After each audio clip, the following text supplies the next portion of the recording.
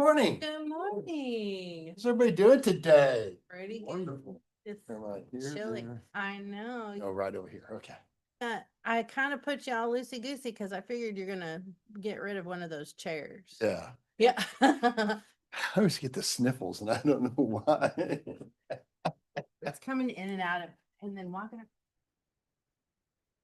Yeah. and it blows all the.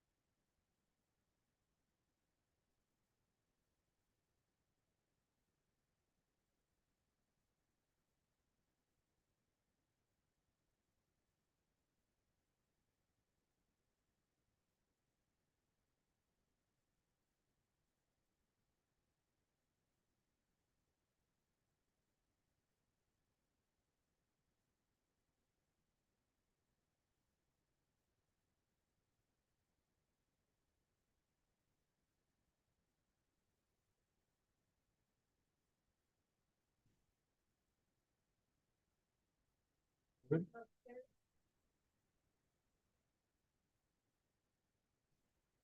heard Anna's here.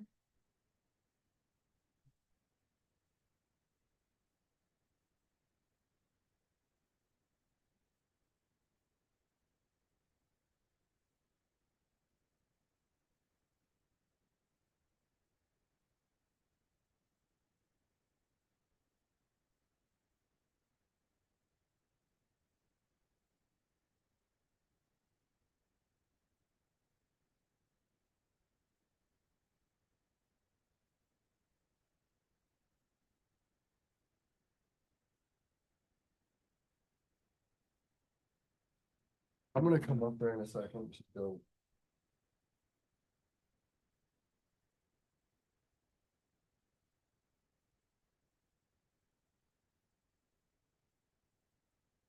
I'm getting nervous about, um, I'm gonna go up there. Make sure. I'm about to just follow you up.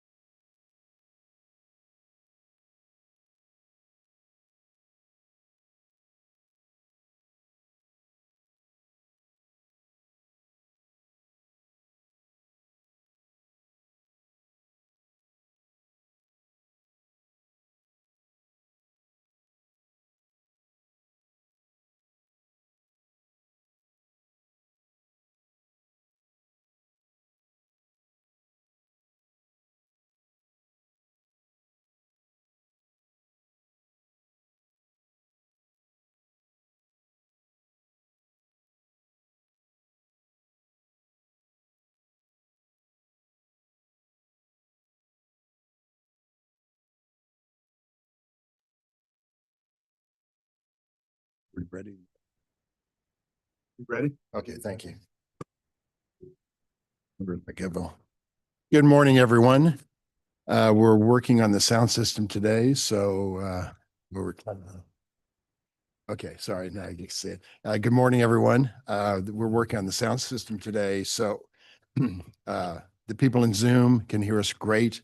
People in the room, we have speakers in the back that are facing out here. So thank you for your patience. So welcome to the Wednesday, October 8th Board of Zoning Adjustment today. First of all, I'd like to thank city staff who've worked hard to prepare cases on your behalf. And also I'd like to thank my fellow board members who do this twice a month with no pay. We do it at the pleasure of our mayor, and I want to thank them for their volunteerism and support. With that in mind, Anna, tell us about today. Okay, so I'm going to describe the procedures for today's hybrid meeting. For those online, there are two categories of people who are participating. We have attendees and panelists. So right now, the only panelists are any board members and city staff that are online. If you are an applicant or a member of the public who is interested in a particular case, you're going to use the raise hand function when that case is announced to let city staff know that you would like to speak. There should be a ribbon at the bottom of your screen with the little hand icon. If you're using like Zoom on the app or a web browser, you're going to click that hand icon to raise your hand, and this will request your promotion to a panelist position. You're going to need to accept that promotion, and then it's going to appear like very temporarily that you've been disconnected, but please don't panic. This is just Zoom reconnecting you, moving you from that attendee to panelist position. If you're joining us through the app on a smartphone or a computer or the web browser, please change your screen name to reflect your legal name. That's going to help with the promotion process. And if you're calling in from a phone, you can't adjust your screen name. It's just going to appear as your phone number, but you still can provide testimony. You're going to raise your hand when the case is called by pressing star followed by the number 9 key. At the time of promotion, please turn on your camera and your microphone to be sworn in. Your microphone does need to be on mute unless if you're actively giving a testimony. The chat box is only for questions about the agenda. Merits of each case cannot be discussed in the chat box. For everyone who's in person, please approach the microphone and the podium here at the corner of the room. What's appropriate for you to give testimony. Applicants can be seated at the center desk area when the case is announced. Everyone who is going to be testifying is going to be sworn in. And if you can also sign in on the sign-in sheet, that would be much appreciated. If you are in person, there's no need for you to also be in the Zoom meeting. Sometimes when there's multiple microphones or audio on at one time, that can cause some audio disruptions, and we would like to minimize that as much as possible, since we already have a nice little echo that I'm fighting through right now. And all public testimony in person and virtual is subject to the following rules. So the BZA secretary or their designated representative is going to identify you when it's time for you to speak. You're going to be sworn in under oath to provide testimony, and please provide your full name and address for the record. Everyone, including board members, city staff, members of the public, please speak very closely and clearly into the microphone so we can catch everything that you're saying. The BZA does set time limits for all testimony during its meeting. The time limits are subject to 15 minutes for staff presentations, 20 minutes for the applicant, 2 minutes for testimony by an individual, and 5 minutes for testimony if you're an individual representing an organization such as like a neighborhood association, a homeowner association, CID, business association, etc. You're going to hear an alarm when your allotted time is over, so please be respectful and wrap up your statement once you hear that alarm, and no repetitive or irrelevant testimony. A couple last items. If you have any exhibits, so for example, a presentation, photos, maps, have those ready on a jump drive so we can put that on the computer, or share your screen if you're online. You're also going to need to email those exhibits if admitted to the assigned planner on the case for record keeping purposes. And the board is subject to take breaks during the day. Those breaks are typically between 10:30, 12:30, and 3 o'clock. But all will be announced by the chair when appropriate. That's it. Thank you, Anna. Before we begin, let's swear in city staff that are present. And if you're online, please turn on your camera and microphone as well. Do you solemnly swear or affirm to tell the truth and nothing but the truth in this meeting today? If so, please state your names. Thank I you. do. Anna Naniski. I do, Stephanie Saldari. I do, Connor Tomlin. I do, James Duddy. I do, Alec Gustafson. That's it. Okay, thank you very much. Anna, will you please identify the continuances and or dismissals today? We have one item that's being dismissed today. This is docket item number 9, KCD BZA 2025-00123. This is a request to approve a variance to the width of a driveway plus any other variances in an R6 zoning district, which is a residential zoning district, on about 0.241 acres, generally located at 3526 North College Avenue. And the applicant is wishing to dismiss this case. Thank you. Do we have any comments from the audience or a virtual audience on this? Seeing none, I'll entertain a motion. Mr. Chairman, I move that we dismiss this matter. Thank you, Ms. Otto. Do I have a second? Second. Second from Mr. Wright. Oh, not Mr. God, Mr. Meyer. I'm looking at her and thinking of you. Sorry, excuse Maybe me. one day. Yeah, maybe. Yeah, maybe. Excuse me, Jeff. Maybe Michael. one day. Thank you, Michael. God. Sorry, look at me red face now. My computer has frozen. Okay, here we go. We have Otto, Aye. Wright, Aye. Hayes, Aye. Meyer, Aye. Ebbets. Aye. That case is dismissed. Anna, please call the first case.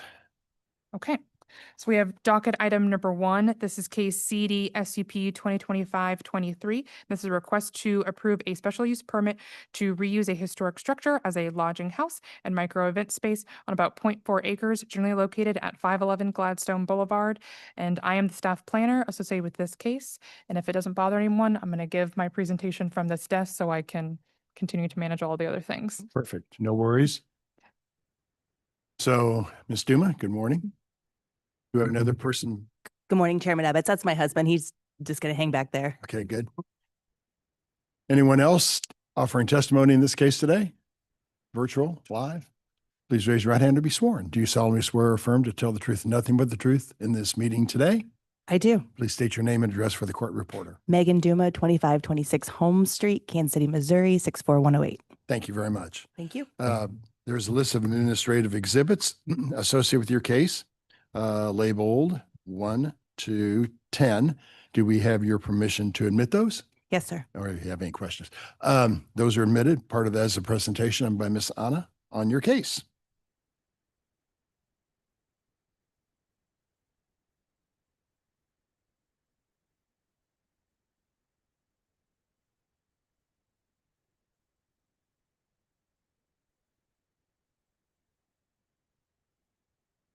Okay, perfect.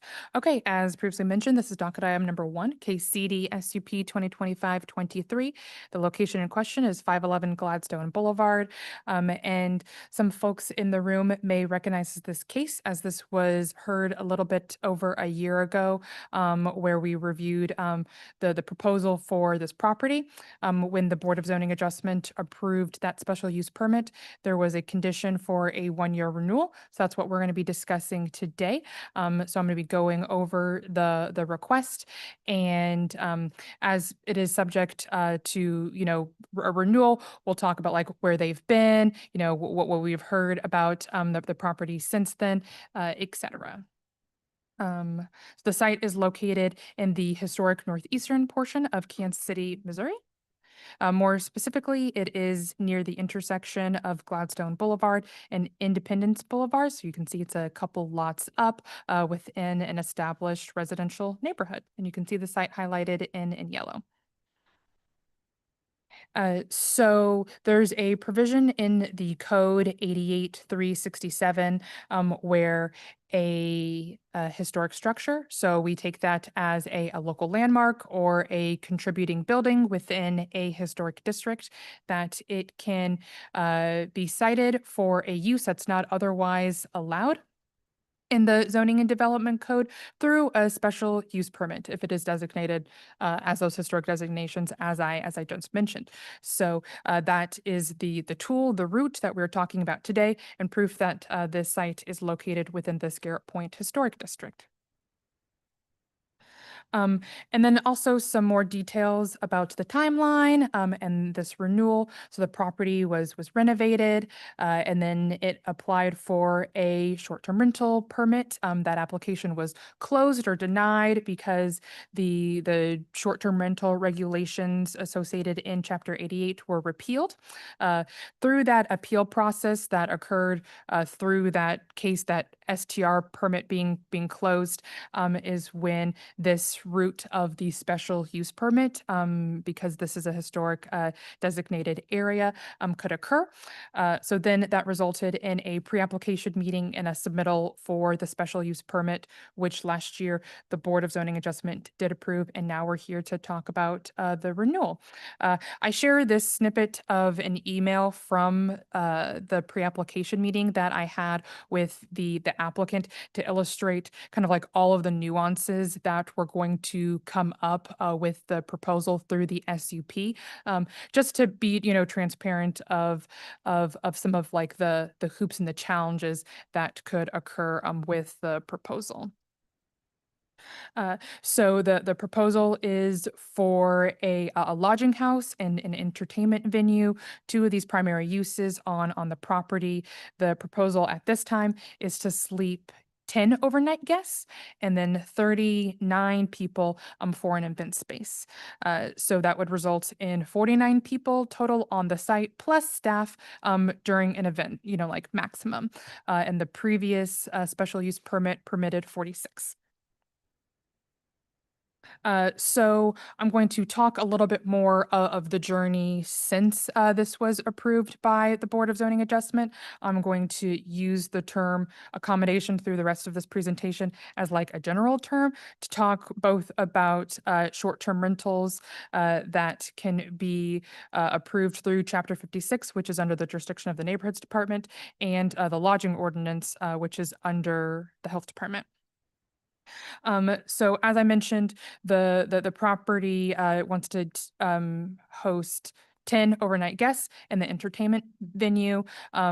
Yes, it can be approved use-wise through this special use permit route that the Zoning and Development Code allows with the historic designation. But this does not neatly put it in a little box that can affect other parts of the Code of Ordinances. So for example, it's not an STR because STRs have an 8-person maximum.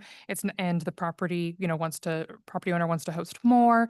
It can't be a bed and breakfast because that requires an on-site manager or property owner. The property owner prefers not to have one. And in adding the entertainment venue, that also conflicts with STR and bed and breakfast ordinances, which specifically says that they can't have parties for outside guests. However, just the entertainment venue could be approved through a special use permit. Planning and zoning wise. And if the property owner wants to have both uses, for best economic viability for the property. So whether or not, these types of details are documented in the SUP, from a DMD perspective, we do believe that there's going to have to be some sort of little tweaks to the business plan or the site layout for the property to open legally. Of course, we want the SUP to set up the property best for success and set up the foundation for compliance. But we're seeing some red flags that could occur for the property owner down the pipeline, even though it's not like a zoning issue. Because the historic reuse, as I mentioned, can approve the zoning, but it is not going to alleviate other sections of the municipal code. So again, the reuse as approved, it doesn't fit it into a nice little box that is going to have it be designated for any of the other categories. Because it's kind of like, well, who's regulating right now? What does it need to be at? There's lots of conversations happening in other departments about getting this permitted correctly. As I mentioned before, it can't be an STR because there's more than 8 guests. Can't be a bed and breakfast because there's no on-site manager. It can't be a hotel because it's a detached house and there's not enough rooms. Just lots of moving parts to how the SUP determination can affect other things down the pipeline. And as and we've seen that other SUPs have approved properties that are historically designated for uses not otherwise allowed in that particular zoning district before. My research with Encompass KC, which showed about 12 of the SUPs, not like at a completely exhaustive list, because not everything could be like coded correctly in Encompass KC for me to quantify, or not all the files could be electronic, but they all do appear to be identifying like very specific uses in the zoning and development code, even though it's not technically required.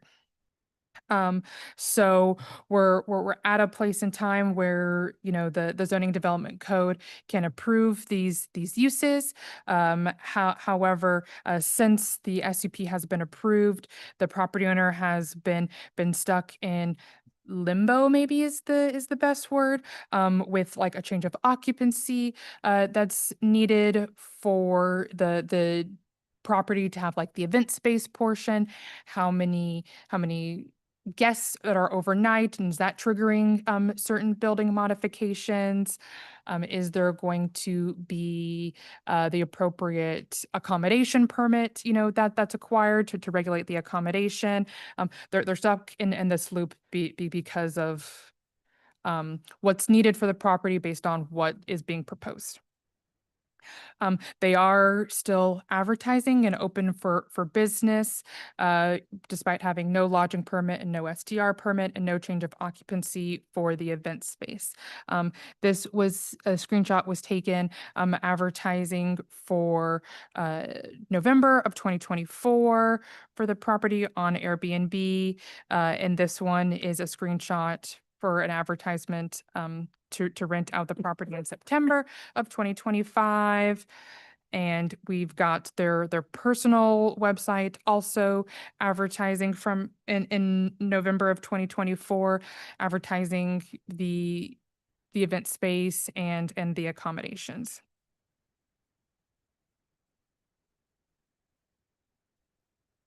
So as I mentioned before, as a tool to cite a use not otherwise permitted in that zoning district, that can occur, through the special use permit process, and it must follow the special use standards.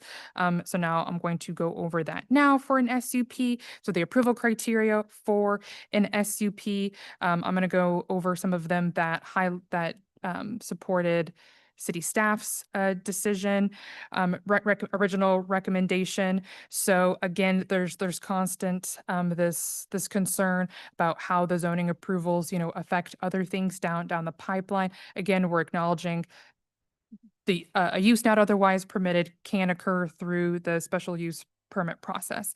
But, as a city employee, who works with other city employees, is concerned about all aspects of the, code of ordinances, not just the zoning and development code that I know most about, compared to the other sections of code. We have to acknowledge and be concerned about how the proposal, affects things further down the pipeline. And the proposal does conflict with the intent of the Truman Plaza area plan as it relates to like businesses being within residential areas.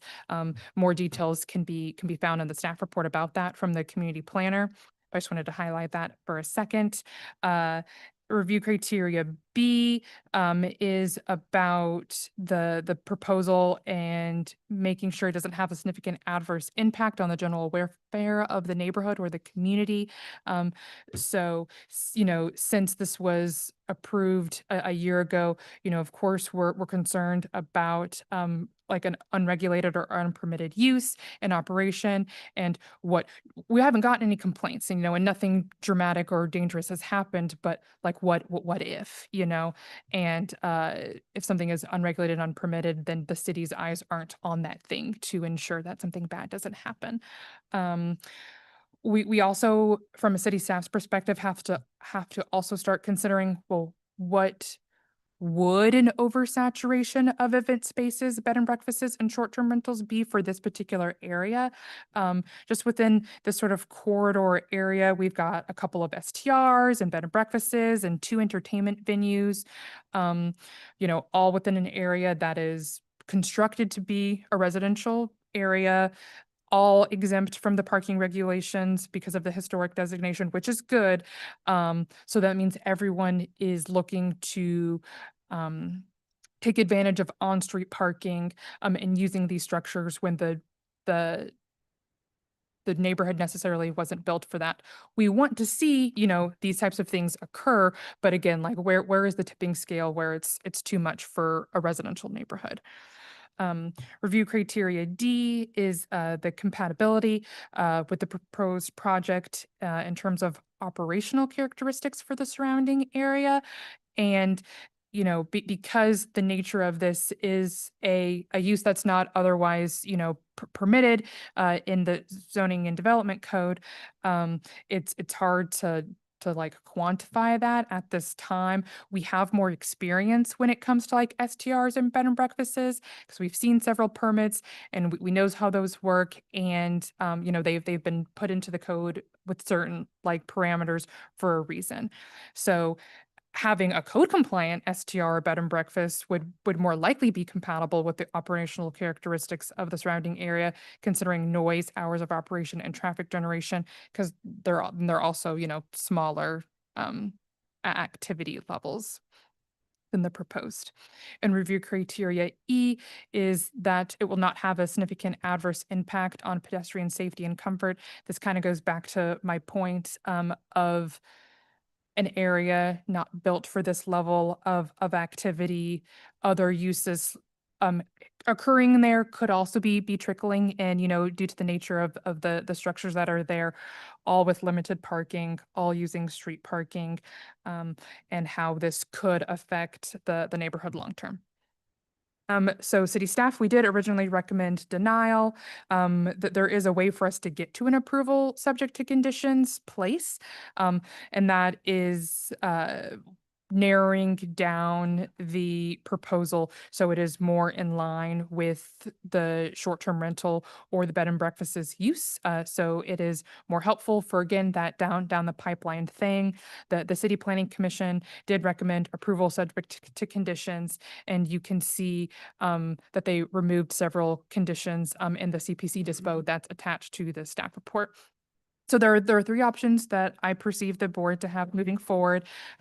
Number 1, go with what the CPC recommended and the disposition letter that's in the staff report. You can go with option number 2, which is approval subject to conditions, but adding the conditions back in that city staff originally placed on the case when we introduced the case to CPC, removing the conditions is not going to exempt the property from any of the things that were set or that were in those conditions, sign ordinances, building code, boulevard and parkway standards. They will still have to comply with those things. It just, removing the conditions just removes like the paper trail for the property owner that we as city staff believe is important for the property owner, knowing what they need to tackle moving forward down the pipeline.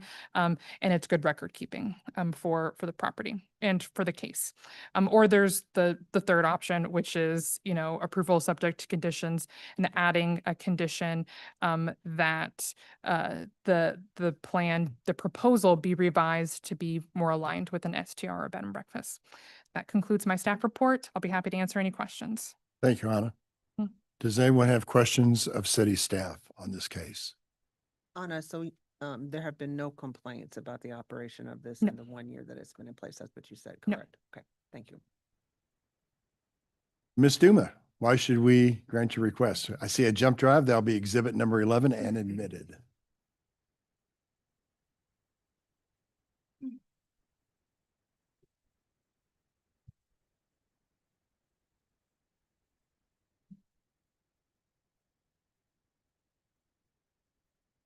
Going to be named the same, the date? Okay, great. Thank you. Yeah. There we go. Is it okay with everyone if I move over here? Just Yes.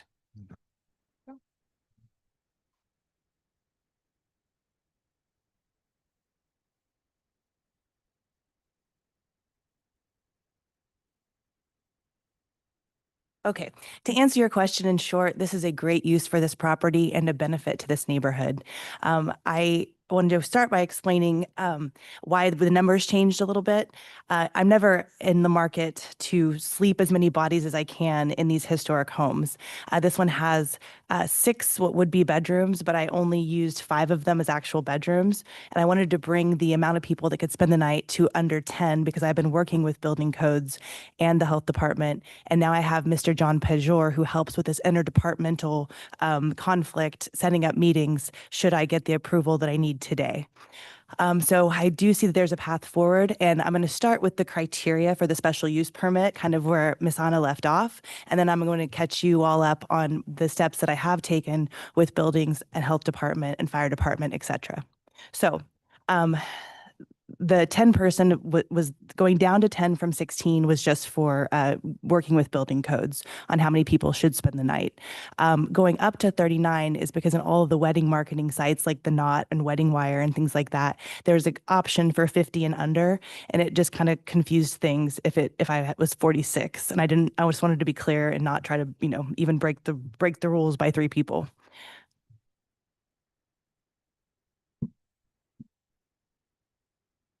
How do I? Is it just a click? I don't think I'm in click mode. Oh, my bad. Perfect. Okay, and as Anna covered, what your decision is based, or in my opinion, should be based on is the criteria for the special use permit, because you have the right to renew this special use permit that I'm asking for. I'm asking for a renewal of 10 years because of the amount of investment and time that it takes to build this particular property, which has already been done, but also to build a wedding business, which you wouldn't believe it. Brides are booking like 2.5, 3 years sometimes in advance, which you know is seems like a lot to me. This is just, you know, again, that you guys do have the power to do this. And going now to the actual conditions for a special use permit. The first one is, yes, you have the power to do this under historic reuse, section 88367. We're going to talk about the interest of the public and any adverse impact that it would have. One of the reasons, well, there's actually 5 reasons that this is a good thing for the historic Northeast and for this property in particular. The first one is preservation. and investment into these historic structures. Many of you have heard me talk about how much I love these historic buildings and Kansas City's architecture. There's not a lot of cities in the world that have these treasures, and particularly in the Northeast, they're getting burned down, they're getting neglected, they're getting left, and they're ultimately becoming dangerous buildings, and we're losing that. And that means we're losing part of the fabric of who we were and who we are. And so it's been a passion of mine to invest and renovate. And all of my projects are historic tax credit projects. I'm a preservationist. I take that really seriously. And I want them to remain for another 130 years after I'm long gone from this earth. This is the home, what it looked like back from the 1940s tax photo on the left, and then what it looked like when I purchased it. These are the 5 things that I think make this a very good project. Safety of the neighborhood, increasing safety of the neighborhood, the investment, the preservation. I have all my adjacent neighbors' support, and they're my friends. And sharing these properties. What's so cool about a use like this is that it's not just a single homeowner that gets to have their family and their people in their home. We get to share it with Kansas City locals who want to have their little micro weddings, and we're talking very small weddings. And people that are coming from out of town to visit these people in Kansas City. Like, look at my city. Look at these places we have here. It's not just meant for one family. It's meant for different people to get to experience. And from an operational level, and this is in my business plan, how the event component works, it's not like we just throw a bunch of events. A bride and groom is required to book from Friday. They get the property at noon, and it's set up however many people they need it set up for. If it's an inside wedding, like it's too cold to have it outside, then we're going to limit it to 30 people inside, like that's a January, February type wedding. If it's an outside wedding, then we can go up to 49. And that's just because you can't sit more than 30 people comfortably and have a plated dinner on the first floor of that house. And so from a business standpoint, that's how it works. So they come and they arrive at the property at noon on Friday, and I tour them around. I say, like, okay, here's all the suites, here's your setup, do you need anything? And we're in communication the entire time. I have contracted with a group of women from Cakewalk Events who have multiple venues that they help, and these women are event specialists, and they are present on the entire event day to make sure that the bride and groom or whoever is having the event have everything that they need. So they are boots on the ground from the time that from hours before the event starts until 10 p.m. At 10 p.m., they take in the 2 JBL speakers and put them in the basement where they are locked away from the guests. They remove anything that is outside, and they ensure that all of the chairs and everything are put away at 10 p.m. so that event stops then. We've also contracted with Titan Security Guard, who arrives at 4 p.m. and leaves the event at 10 p.m. or just thereafter, 10:30. His job has been to make sure that guests get safely to and from their cars, and that if there's anyone that's suffering from a mental illness or that is on a drug user that's around the property, that he's escorting them away from the property, usually back to Independence Boulevard, because we're so close to Independence Boulevard that a lot of people will walk down, and they're often not well. So during the time of these events, we actually create a better environment for the pedestrians in and around our neighborhood. It feels really safe having normal people dressed up in nice clothes, getting ready to celebrate a wedding, walking up and down Gladstone. And we have preventions from keeping people that can be dangerous from hurting anyone on that street. So from that perspective, on the criteria that you're looking at, we do great things. Also, from like a congestion standpoint, when we do this wedding and it's Friday at noon, and then I don't have the bride or groom family check out until Sunday at 3. Again, it's a convenience thing for them so they can sleep in. They don't have to pack up all of their decorations and everything and hustle bustle in and out.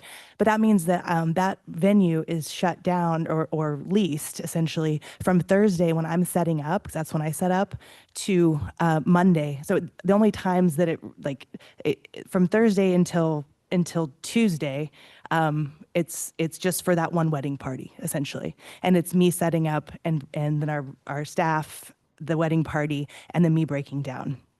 So that's what the business actually looks like. I know that because I have hosted a few weddings there, but because of the limbo that I'm caught in, it was a 16-person wedding and a 22-person wedding. And this past weekend, I did host a 40-person wedding, but it was booked, and you'll understand why I booked it under the circumstances when I get to my timeline. This property is meant to be this. This is my own wedding. Chris and I got married there on my husband, who's behind me, on October 26th of last year. And we had, because it was our own wedding, we had 76 people there.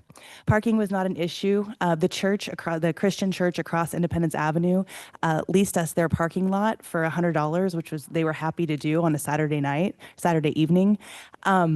And only one car parked there, and no one needed to. And that was a 76-person wedding, and we've had no parking issues whatsoever, no congestion. There's plenty of parking in and around the blocks that surround the property. I hosted a faux wedding. So the picture on the left is two of my best friends, not really getting married, but we wanted to have indoor wedding photos for marketing. That's my neighbor, Clint, and his wife, Lindsay, my neighbor at 511 Gladstone. They're 509 Gladstone. Clint was pretending to play the piano and Lindsay was just laughing. It was for pictures, but this is a great use for this property. The home is so beautiful and meant to be celebrated. And it's kind of like how families would have used it in the 1800s. Wanted to note here, think about like Sour Castle in Kansas City, Kansas. Their government just voted that's an $11 million project, very similar to this. Chris and I just finished our historic tax credit accounting. We spent $1.7 million on this property. The other bed and breakfast that has now wrapped up, that was at 435 Gladstone Boulevard, it's now shut. They've been on the market to sell that property for over two years now, I think almost 3 years, and their list price is $1 million. So, I mean, we've invested a lot more than what the property is worth. And if you look at Kansas City, Kansas Sour Castle, that's an $11 million project, and they just got approved for $11.5 million in construction bonds and a 75% property tax rebate, none of which I've asked for or taken or gotten. So this is a good thing that we've done, and I'd like to continue to do it for a long time. If you guys have hung out around Independence Avenue, you know that it's somewhat of a dangerous place. There's shootings constantly, a lot of gun violence, a lot of house fires, and we're losing the historic structures to house fires. I say this because when you have somebody who cares about, watches, and protects their property, like we do 511 Gladstone, we have exterior cameras, we have interior monitors to make sure that people aren't smoking, that monitor noise, that we can put a stop to at any point.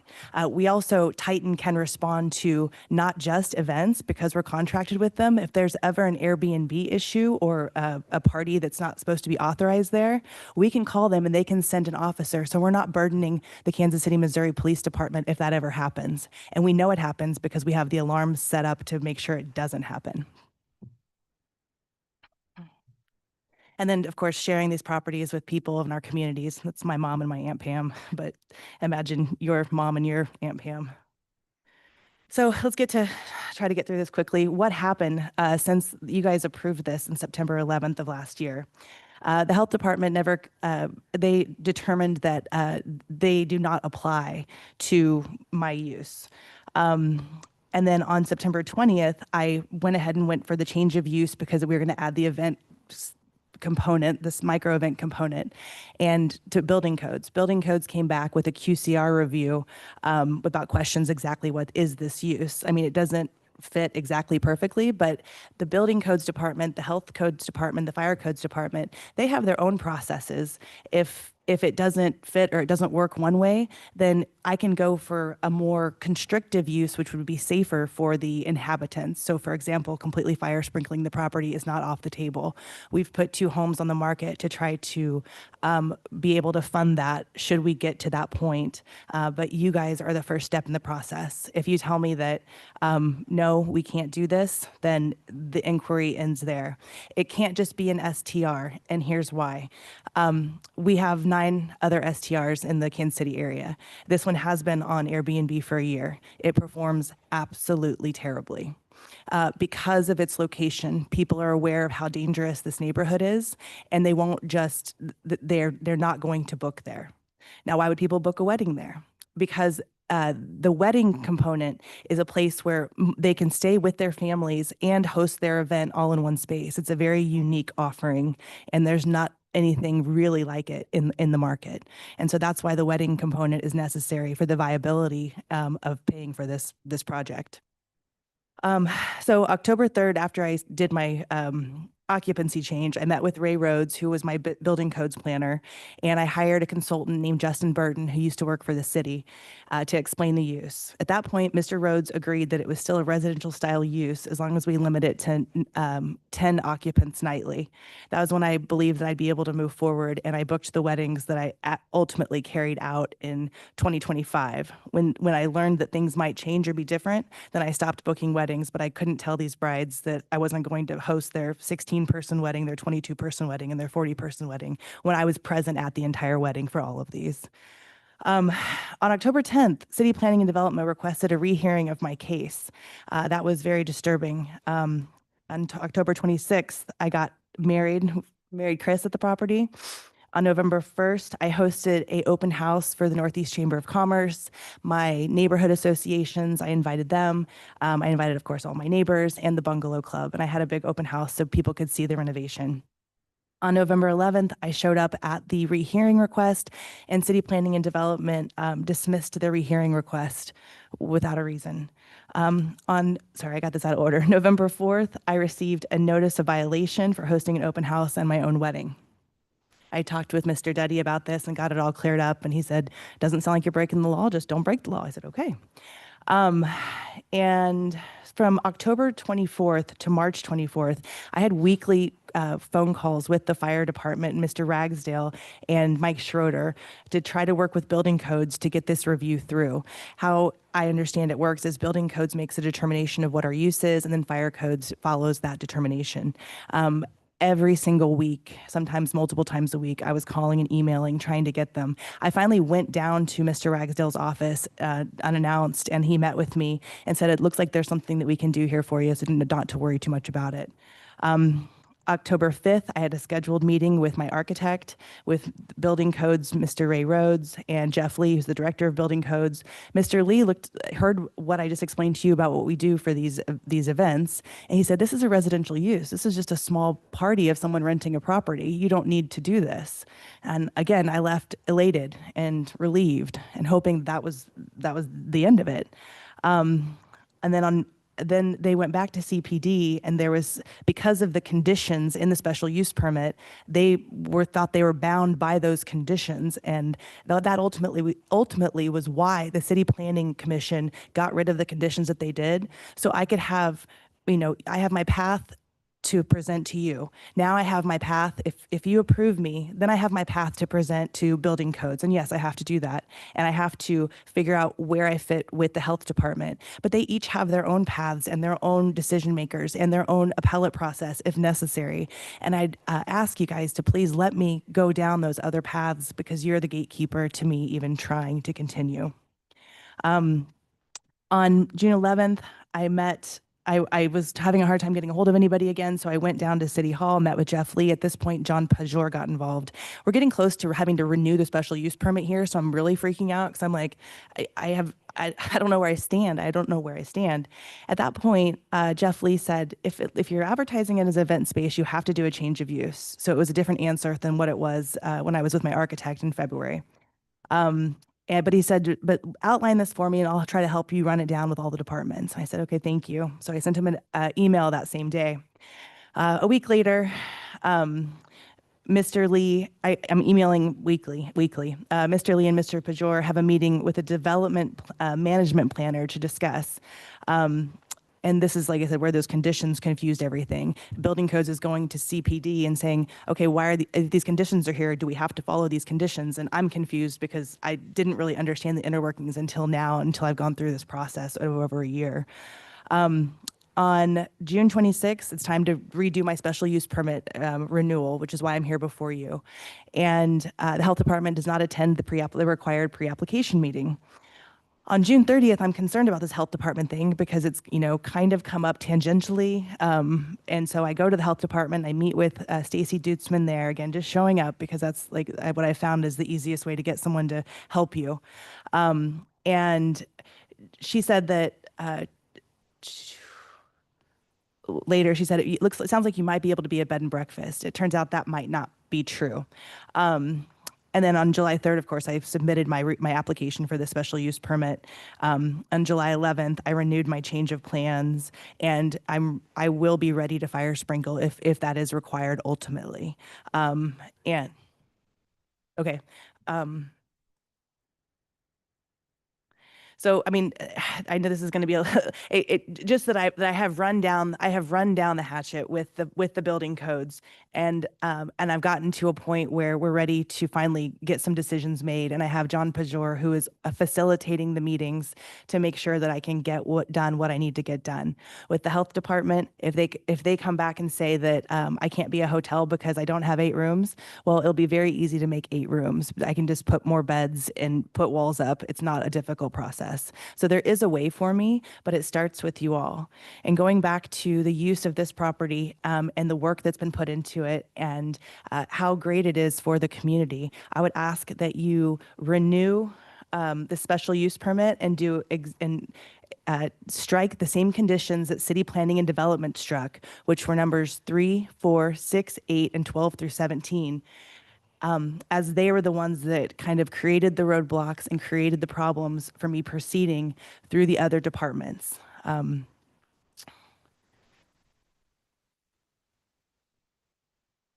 Yeah, and this is just what I request and the numbers that I would ask you to strike. And I'm happy to answer any questions, and thank you for this time. Thank you, Ms. Duma. Board members, questions of Ms. Duma? I have one.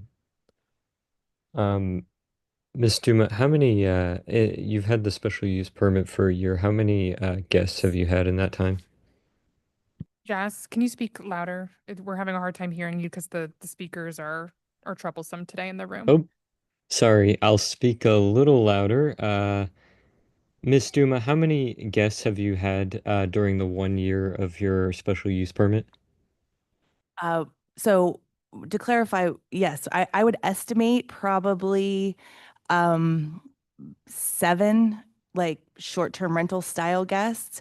And when I got the special use permit last year, the first thing I did was email that to Matthew Keeney, and I updated the special use permit number and my number to the STR websites.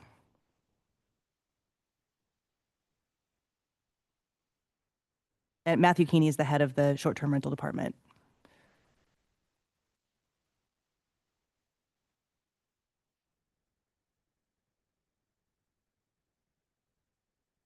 Ms. Duma, tell me again the conditions out of the CPC that you'd like stricken.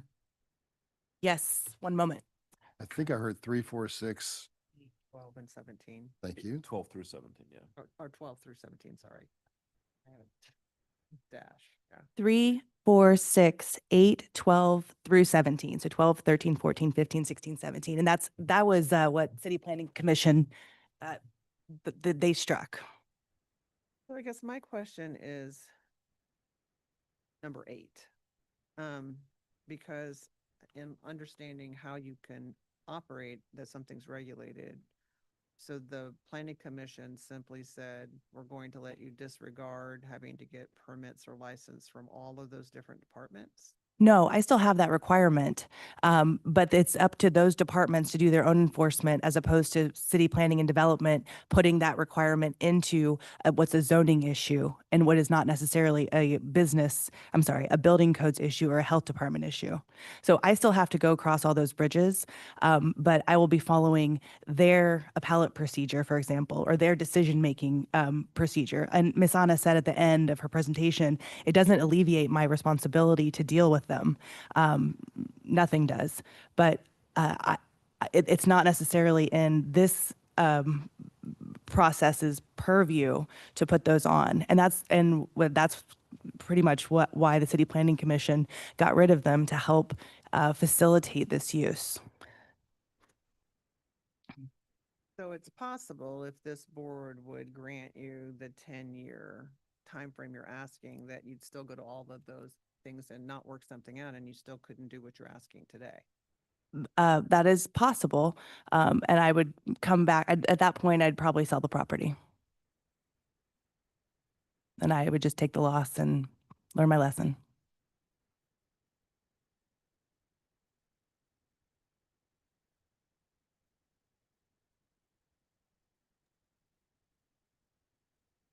I do have a question for staff, to make sure that I'm recalling the original case correctly. Um, we, there was, some concern about this particular use type not fitting neatly into one of the enumerated uses, in Chapter 88.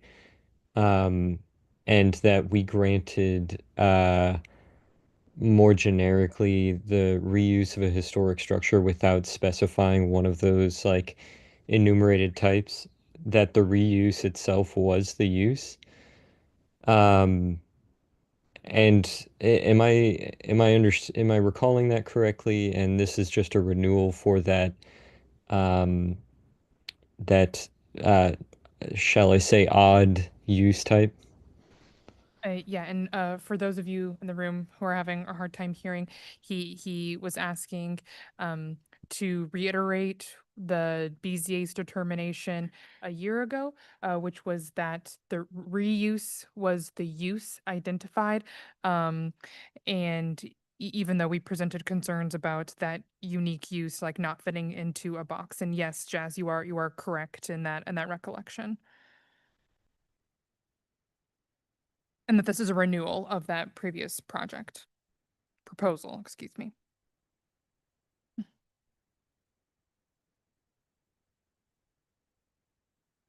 Seems like Ms. Duma's gone to many different committees and organizations within the city in order to achieve her desired result. Also appears that she and Chris, I guess, have invested a lot of their money into the project.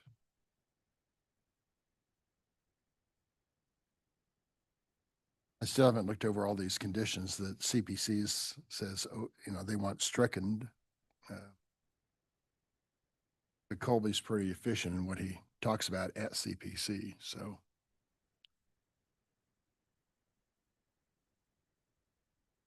Ms. Otto, do you have she's applying for a 10-year. CPC was originally looking at for 5 years. I guess my concern is I understand she's done a lot of efforts, and I appreciate that. And you guys have invested a lot of money. I appreciate that too. I guess if I don't know that the 10-year is the right number, because I think you still have to get through these other hoops, right? So if we gave you a shorter time, but would allow you more than a year to try to see if you could get through those hoops, right? And then you came back and say 5 years, right? That might give us more time, because like you said, if you can't get that, you're probably going to have to sell your property because you can't do what you want to do there.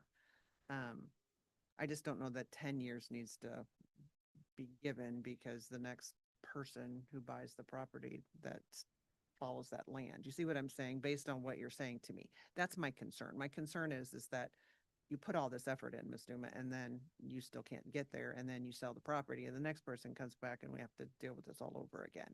So, if we give you a shorter time than 10, you could still see if you could get that done. And then if you get it done and you come back, then this board would probably say, that's simpler. You see what I'm saying? I So I have understand. a little problem with the 10 years, just because I think that's too long if it's a problem and it's stuck with the land. So, Is there any way just to limit it, to stop it if I transfer the property? I don't know. I don't think we can put that condition on it. Okay. I don't think that's within our power. Okay. So that's why I'm saying, but if the board would see its way to do 5 years, that still gives you a little bit of time. That's a long time in my world right now. So anyway, I just have a problem with 10 years, because you're still not through all the hoops, and I'm a little concerned that, we've got it where it needs to be. So I'm one board member. I totally understand. But I'm a little concerned about that issue. So, because someone may say, if you can't fall into one of these regulated areas, then we can't let you operate. And so then we're stuck with allowing that. So I wish you had worked through that process before you got here today, but it is what it is. So, okay, those are my comments. Okay. Comments or Gonzalo?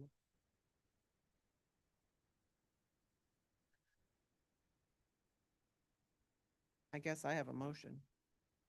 Oh, But what else has any questions? I could say Miss Right, but I'll say Miss Otto. Sorry.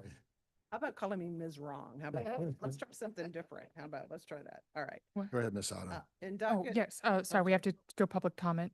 Oh, yeah, public comment. Sorry. Excuse me. Yes. Do we have any other comments in the live or virtual audience on this issue? No one appears online or in the room to testify. Thank you. So Miss Otto? In docket item 1, case number 23, I move that the board approve a special use permit for the period of 5 years and subject to the conditions in the from the CPC. Thank you, excluding items 3, 4, 6, 8, and 12 through 17. I have a motion from Miss Otto. Do I have a second? Second. Second from Mr. Meyer. Okay, Otto, Aye. Wright, Aye. Hayes, Opposed? Meyer, Aye. Ebbets. Aye. The project is approved. Good luck with it. Thank Thanks you for so being much. Before us today. Okay. Yeah. Yeah. They're just singing water. Okay, good. You want to call the next case? Sure. When you're ready? We have a docket item number 2. This is case CD SUP 2025-29, a request to approve a special use permit for an express stop gas station in an M1-5 zoning district, which is an industrial zoning district, on about 1.633 acres, generally located at 6401 East US 40 Highway. Alec Gustafson is the staff planner associated with this case. You are the applicant. Please approach the desk or raise your hand in Zoom. I am promoting Mark. Thank you.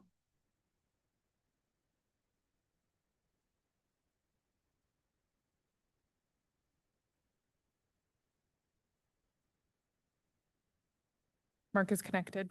Okay. No one else for or against this? Okay, great. Mark, please raise your right hand to be sworn. Do you solemnly swear or affirm to tell the truth and nothing but the truth in this meeting today? If so, say I do or I don't, along with your name and address. I do. Mark Murdick with Sullivan Palmer Architects, 8621 Johnson Drive, Merriam, Kansas, 66202. Thank you, Mark. There's a Thank you. list of administrative exhibits labeled 1 to 9 that we need to admit to hear your case today. Do you have any questions on those? And if not, do I have your permission to admit them? I do not have any questions on those, and you have my permission. Thank you. Part of that, those are admitted, and part of that is a presentation by Alec on your case. Alec, please tell us about it. Good.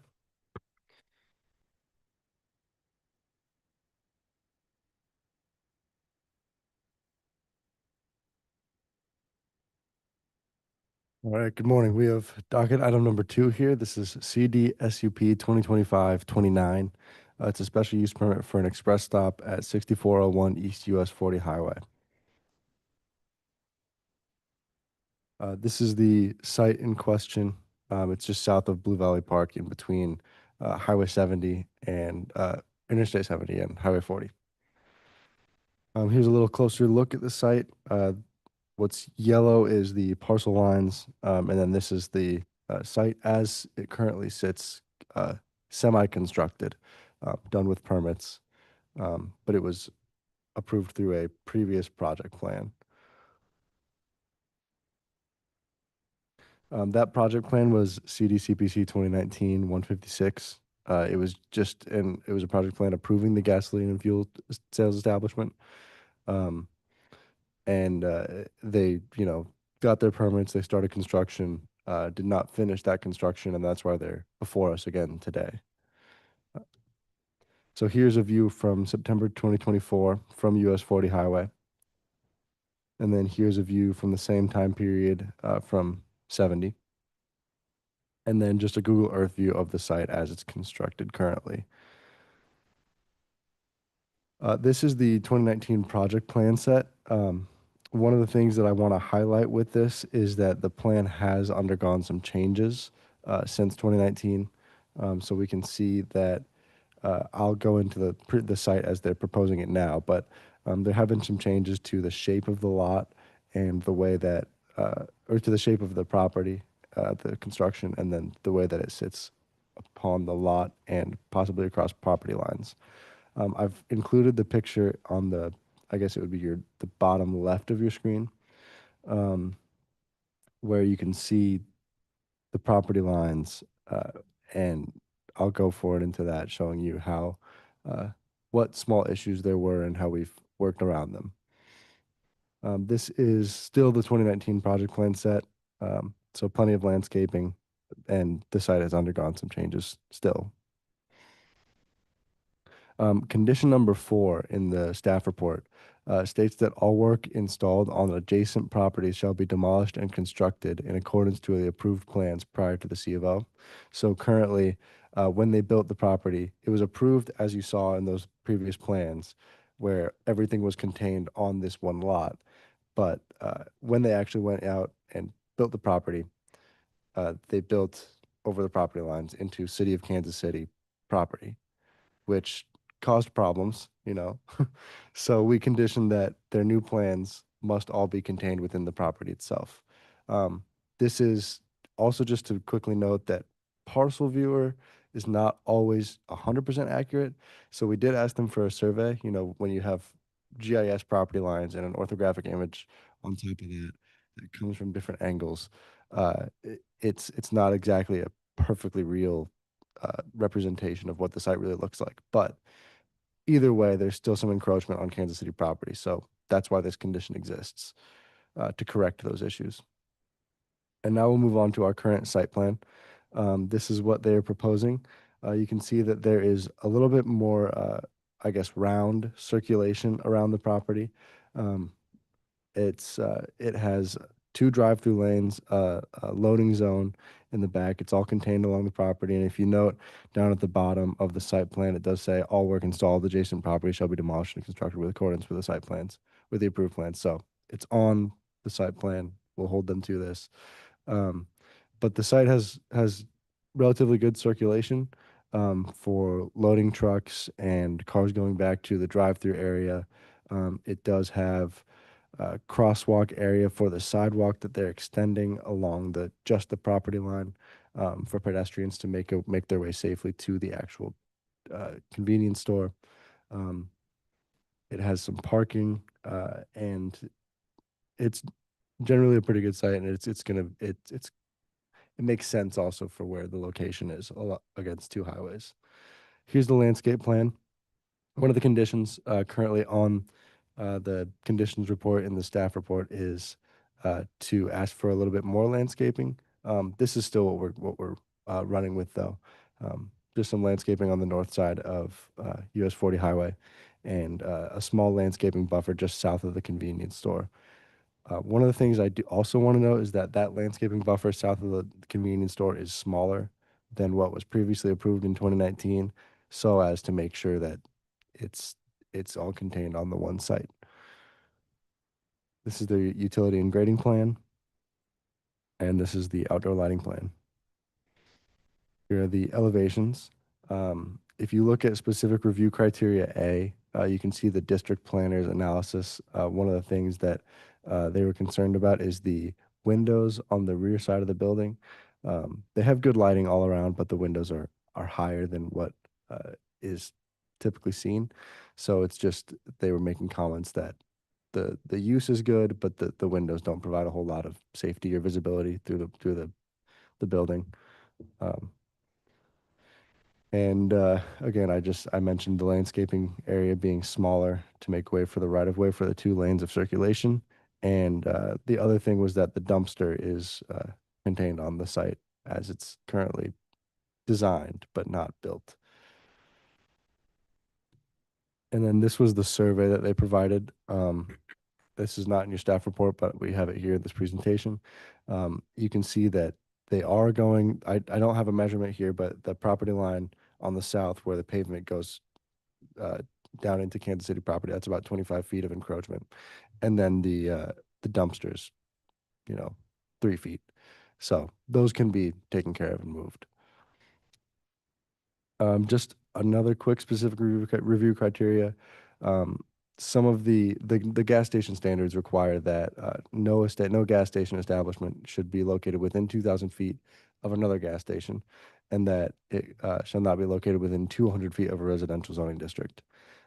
This map that you see here is all gas stations. We have a map that shows all gas stations in the city, or all that we know about. And then the blue buffer is 2,000 feet of buffer. What we have highlighted here is the gas station itself. It's not within any other gas station buffer areas. So we're good on the 2,000 feet. We're also not within 200 feet of residential zoning district buffer, which is the red area that you see on that map. So that makes it a viable site for a gasoline and fuel sales establishment. Again, I already spoke about the landscaping. We asked for a little bit more landscaping on the north side, but what we have is what we're going with, and I think it'll be nice for the area. There's really not any other uses surrounding the property. It's pretty much undeveloped on the east and west, and then surrounded by highway. So, if there's further development, maybe we'd like to see more landscaping, but here we are. This is again the district planner's comments on the window. And then condition 5 was just that we get the hours of operation on the site plan prior to BZA.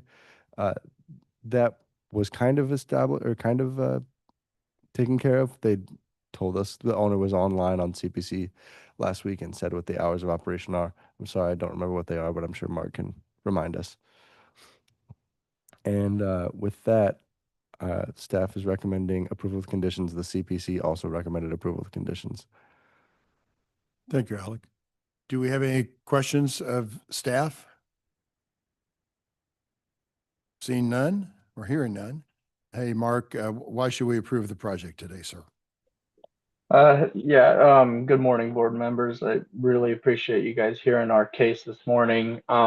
We are hoping to continue the construction of the development of this project after sitting fairly stagnant for several years, as Alec alluded to, and that stagnation mostly fell on the fact that MoDOT involvement created some issues, mostly with the ingress-egress portion along US 40 highway. It created several different reviews and correspondence and consultants and new design. And so that took some time, and the state and MoDOT has completed their approvals, and the construction's done along 40 highway. And so we come before you guys this morning that we just hope to finish this project out, and so it doesn't sit much longer and create issues. And we just would really appreciate the opportunity to continue this project as it was approved several years ago. And the condition number 5, as Alec was asking about, the hours of operation are 5:30 a.m. to midnight, according to the owner. So with that, I leave this decision in your hands, but I really appreciate you guys hearing it. Thank you. Thank you. Any questions of the applicant? Mr. Verdict, the applicant has no objections to the conditions placed at the CPC meeting and attached to our report, correct? Correct. Motions, anybody, or more further comments? Public testimony. Oh, yeah. Any testimony from audience or virtual audience? Seeing none, Then I have a motion. go ahead, Ms. Otto.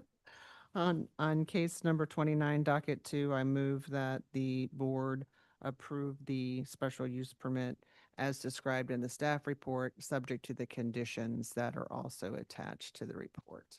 Thank you, Ms. Otto. Do I have a second to that? Second. Second, Ms. Wright? Otto, Aye. Wright, Aye. Hayes, Aye. Meyer, Aye. Ebbets. Aye. Project is approved. Thank you for coming for us today, sir. Thank you very much. Have a good day. 3, 4, and 10? I'm going to call docket items 3, 4, and 10. Docket item 3, CD BZA 2025-128. This is a request to approve several variances to the Truce Corridor Overlay District, plus any other needed variances to construct a multi-unit building within a master plan development district on about 0.5 acres, generally located at 3211 and 3200 Troost Avenue, which is docket number 10. And then docket item number 4 is case CD BZA 2025-130, a request to approve several variances to the Troost Corridor Overlay District, plus any other necessary variances to construct a multi-unit building within a master plan development district on about 0.6 acres, generally located at 3200 Forest Avenue. Does that suffice? Reading all the stuff into the record? Okay. And I'm the staff planner associated with this case, and the applicant team is here in the room with us. Great. And do you see any people in the virtual audience interested in this case that we could swear in? No, no one has approached the microphone or, oh, there's one person online. I'm promoting Chris. All right. Chris, can you turn on your camera and microphone?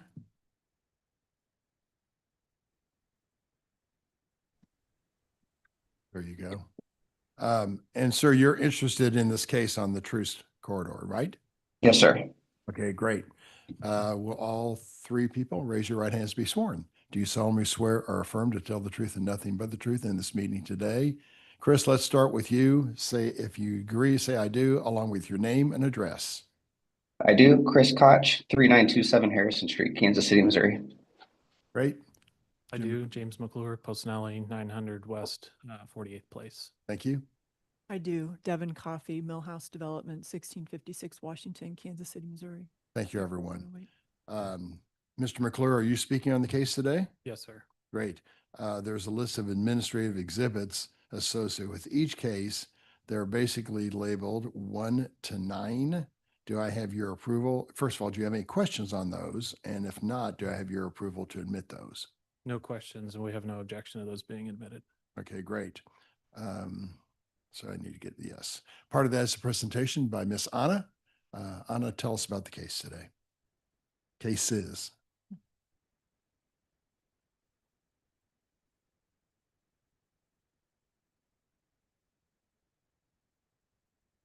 Okay.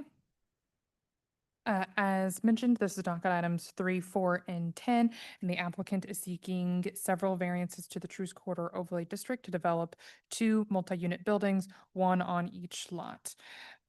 So the site is located in the Midtown portion of Kansas City, Missouri. More specifically, the sites are located at the intersection of East Linwood Boulevard and Troost Avenue. The southern properties that are highlighted in yellow, they are currently underdeveloped. So case 127 is on the west side, as you can see on my screen, and 128 and 130 are on the east side. This is a look of the properties from Google Street View. As previously mentioned, they're both underdeveloped. So these are the sites that we're looking at. And there's also Troost Max bus stops at this intersection as well. This is a site plan provided by the applicant. So moving forward, I'm going to more so reference these buildings as building 1, that's on the west side, and then building 2, which is on the east. And there's going to be a total of 194 units across both sites, and they've got parking behind the buildings. So there's a lot of variances associated with this case.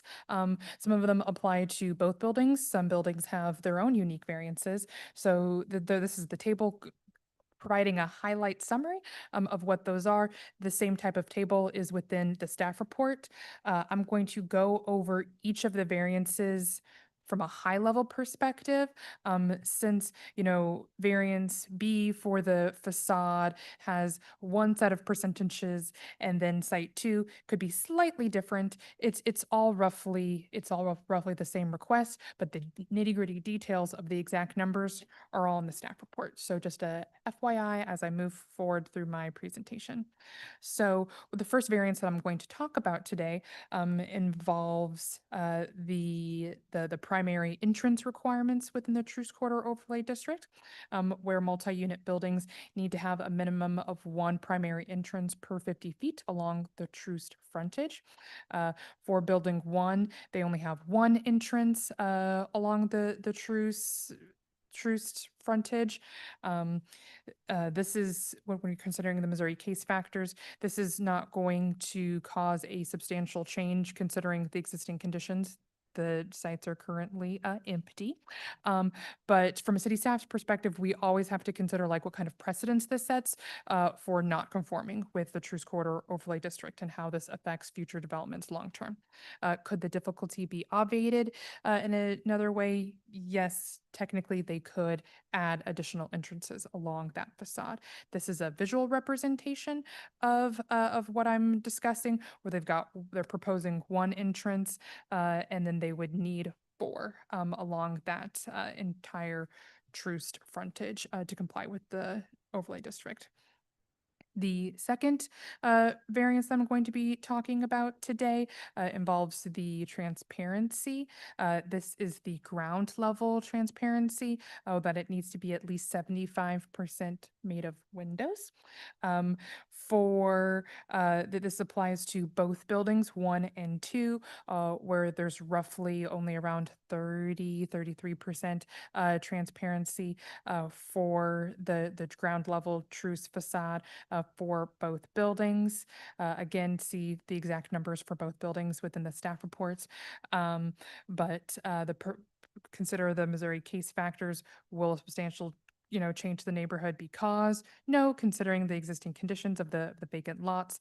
But again, I'm going to repeat this a lot, but city staff has to consider that the precedence of not following the overlay district long-term. And could the difficulty be obviated? Yes, they could increase the size of the windows on the ground floor. The third variance being discussed today is then the transparency for the facades not facing Truce, which is the Linwood facade for both buildings. That requirement is 40%, and we're looking at in the 20s and the amount of transparency being proposed along those Linwood facades. Again, see the staff report for those exact details. No substantial change will occur considering existing conditions, but of course we have to consider the precedent of not conforming with the overlay district, and the difficulty could be obviated by increasing the size of the windows on those Linwood facades. More transparency discussions. This is about the second story and above for all facades. That requirement is 40%. So remember, for like the Truce facade, for example, it's much more on the ground floor, but then second story and above can be 40%. On all the facades. So we're looking at, again, in the 20s level of compliance, or excuse me, in the 20% of how much transparency is on the second story and above for buildings 1 and 2. The proposal will not cause a substantial change considering existing conditions, but we're considering that precedent again. And could the difficulty be obviated, they could increase the size of the windows for the second story and above. Now I'm moving on to the architectural materials section of the Truce Corridor Overlay District, where it talks about how secondary materials, it can only be permitted at 20% of the entire facade. And this deals with all of the facades facing a street. And so for building one, there's technically 3 streets, Linwood, Truce, and that road that is adjacent to there where it looks like an alley, but it's not. That's a city street. It's East 32nd Terrace. We're looking at a large percentage of secondary materials on those facades. Will a substantial change to the character of the neighborhood occur? No, considering existing conditions, but city staff has to consider the precedent of not following the Truce Corridor Overlay District. And could the difficulty be obviated by some other means? Yes, they could increase more primary material. Now we're moving on to what I have dubbed like the outdoor private space portion of the Truce Corridor Overlay District. So per the overlay district, residential buildings have to include one or more of the following features like porches, balconies, stoops, patios, terraces for all of their units. And these buildings do not have any private outdoor space per the approved site plan. So will a substantial change to the character of the neighborhood occur? No, considering existing conditions, but of course, city staff has to consider the precedent of not following the Truce Corridor Overlay District. Could the difficulty be obviated? Yes, they could install standard balconies. So here's a little bit of a visual representation of some of the things that I just went through, specifically transparency, primary materials, secondary materials, and the private outdoor space. So a few of the units do have Juliet balconies, but that technically doesn't meet the definition of what a balcony needs to be per the Truce Corridor Overlay District. And then you can see a visual representation of some of where the brick is, and the secondary material is a like a fiber cement panel. And this, just for an acknowledgement, this is an upgrade since the version 1 review occurred when this project was reviewed through the development plan process, which we do appreciate trying to get closer, to meeting the Truce Corridor Overlay District, but is still not technically in compliance with the overlay district, thus the variance request today. Now moving on to dumpsters, and as they're regulated in the overlay district, this applies only to building 1, where the dumpster has to share access with any required parking. This dumpster is accessed through the public street. So again, will a substantial change to the character of the neighborhood occur? No, considering existing conditions, but city staff has to consider the precedent being set for not conforming with the overlay district. And could the difficulty be obviated by some other means? Yes, they could relocate the dumpster or reorient the dumpster. This is a visual representation of that. So as you can see in that red circle on my left, you can see that the dumpster opens up to 32nd Street. Which is via the access of the public street. But as we interpret the overlay district, it's supposed to be accessed through the required parking. Assuming that's because they don't want that type of activity on any public streets like a boulevard or Truce. So they could flip it, they could reorient it to be accessed through the parking. But as you can see, they've proposed it off of 32nd Street, which only will mostly be accessing their property. And then I'm moving on to some more parking related regulations. So this is related to screening the parking from any street where it says that it has to be screened by a wall. If the parking is going to be located on the side of the building, the parking has to be screened by a wall with the primary building materials. They are not proposing screening the parking for any of the buildings with a wall. There is some landscaping that is required to screen parking lots from the public street. But the Truce Corridor Overlay District goes, above those standards and requires a wall, which they're not proposing, just the landscaping. Will substantial change to the neighborhood occur? No, considering existing conditions, but of course, city staff has to consider the precedent being set for not complying with the overlay district. Could a difficulty be obviated by some other means? Yes, they could install a wall. Here's another visual representation of what I'm talking about. So the section of the parking lot that is adjacent to 32nd Street for the building 1, and then Troost for building 2.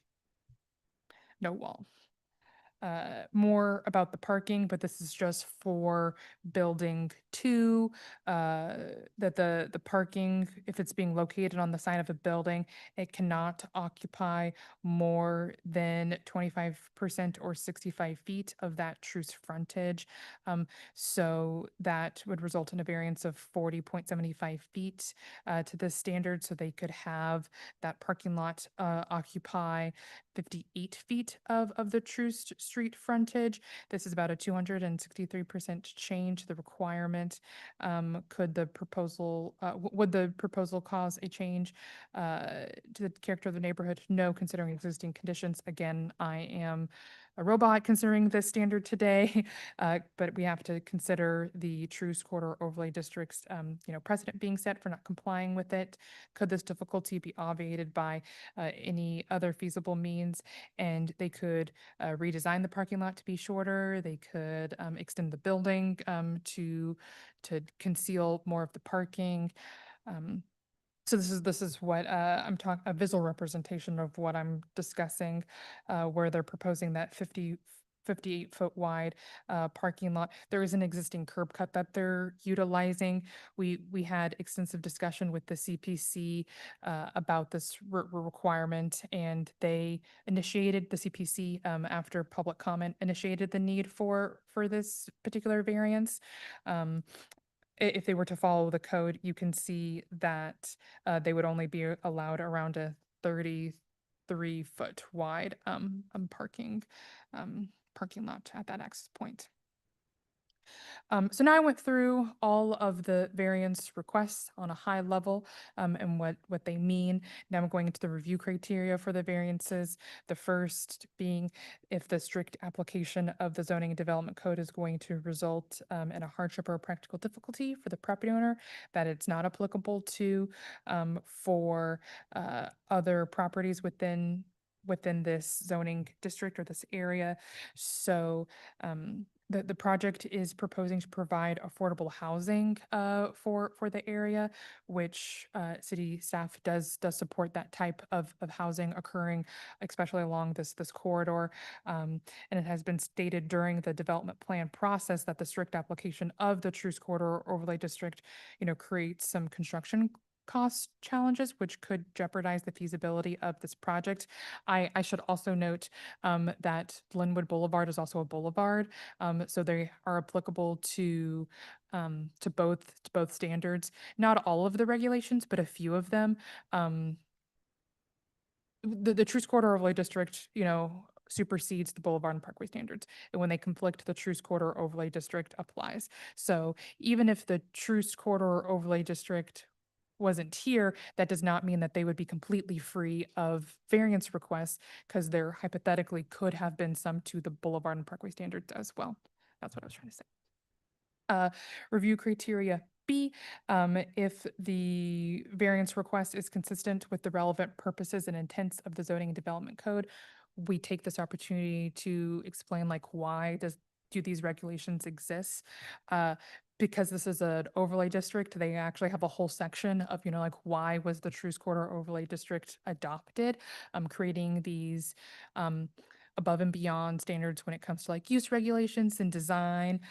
So I've listed several of those high level goals in the staff report and here for why the Troost Corridor Overlay District exists. It's to promote connectivity, traditional urban neighborhood design goals, a sense of place along the corridor, a complete street, protecting historic authenticity, ensuring that ingress and egress to Troost Corridor, to the Troost Avenue is good, and having high quality design along this avenue that has been historically gone and disenfranchised. And then we have review criteria C, which is, will the zoning variance result in substantial justice being done? When you're considering what does the public get out of upholding the code versus the hardship on the property owner. So if the variances are denied, then the trend of upholding the Truce Corridor Overlay District has been maintained. Again, a quick search on Compass KC for variances, just variances related and special exception. Well, it wouldn't be a special exception because it's not a fence. I digress. Variances for the overlay district. I only found about 3. Again, that's not like perfect because there could be issues with the files and the names of the data that allows me to look that up. But I only found 3 variances to the Truce Corridor Overlay District. So that's what I meant by that statement. And if the variances are denied, then the development plan would need to be amended to conform with the overlay district, which could pose, like financing challenges for the developer, which could stall or prevent the construction of this affordable housing project. If the variances are approved, then the development plan, as reviewed by the City Planning Commission and reviewed by the City Council, could proceed forward with their building plans and permit review process. That concludes my staff report. I'll be happy to answer any questions. Very thorough. Thank you very much, Anna. No. I recall variance we gave at around 28th and Troost on a transparency issue 2 or 3 years ago. So that's what I recall. And maybe the bread company too. All right. Board members, any questions of staff? Yeah. Seeing none. Mr. McClure, are you speaking on the case today? I am speaking on the case I today. see there's a exhibit we need to admit, number 10, which is your presentation. That is admitted. Wonderful. Thank you. Chris, we'll get to you in a minute. Thank you.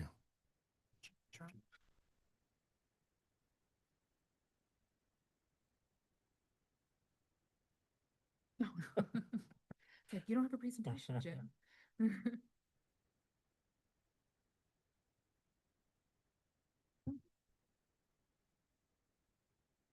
All right, Jim, tell us all your concerns today. So to speak. Wonderful. So I have a lengthy presentation. My name is James McClure with Postnally here on behalf of Millhouse. With me is Devin Coffey, the Director of Development. I'll step you through. I think staff did a great job with their presentation. From the start, I want to thank staff for working through with us, both staff and the neighborhood and the Truce Coalition for working with us, helping to understand this project is uniquely situated partially in the Truce Overlay District and then part outside of that Truce Overlay District. So we really appreciate the help that they've given us in both taking comments and taking the time to give us comments and then continuing to work with us as we make changes to help better meet the spirit of the Truce Overlay District, even if we can't meet it completely and still need variances. So just wanted to start out, it has been a lot of work from both staff side and from the neighborhood, so we greatly appreciate that. As Anna said, this is on the corner of Linwood and Troost. We're along both the east and west sides of Troost. 2 buildings. I will spare you and try and go quickly through this. Please feel free to stop me at any time. I went through all of the detail portion.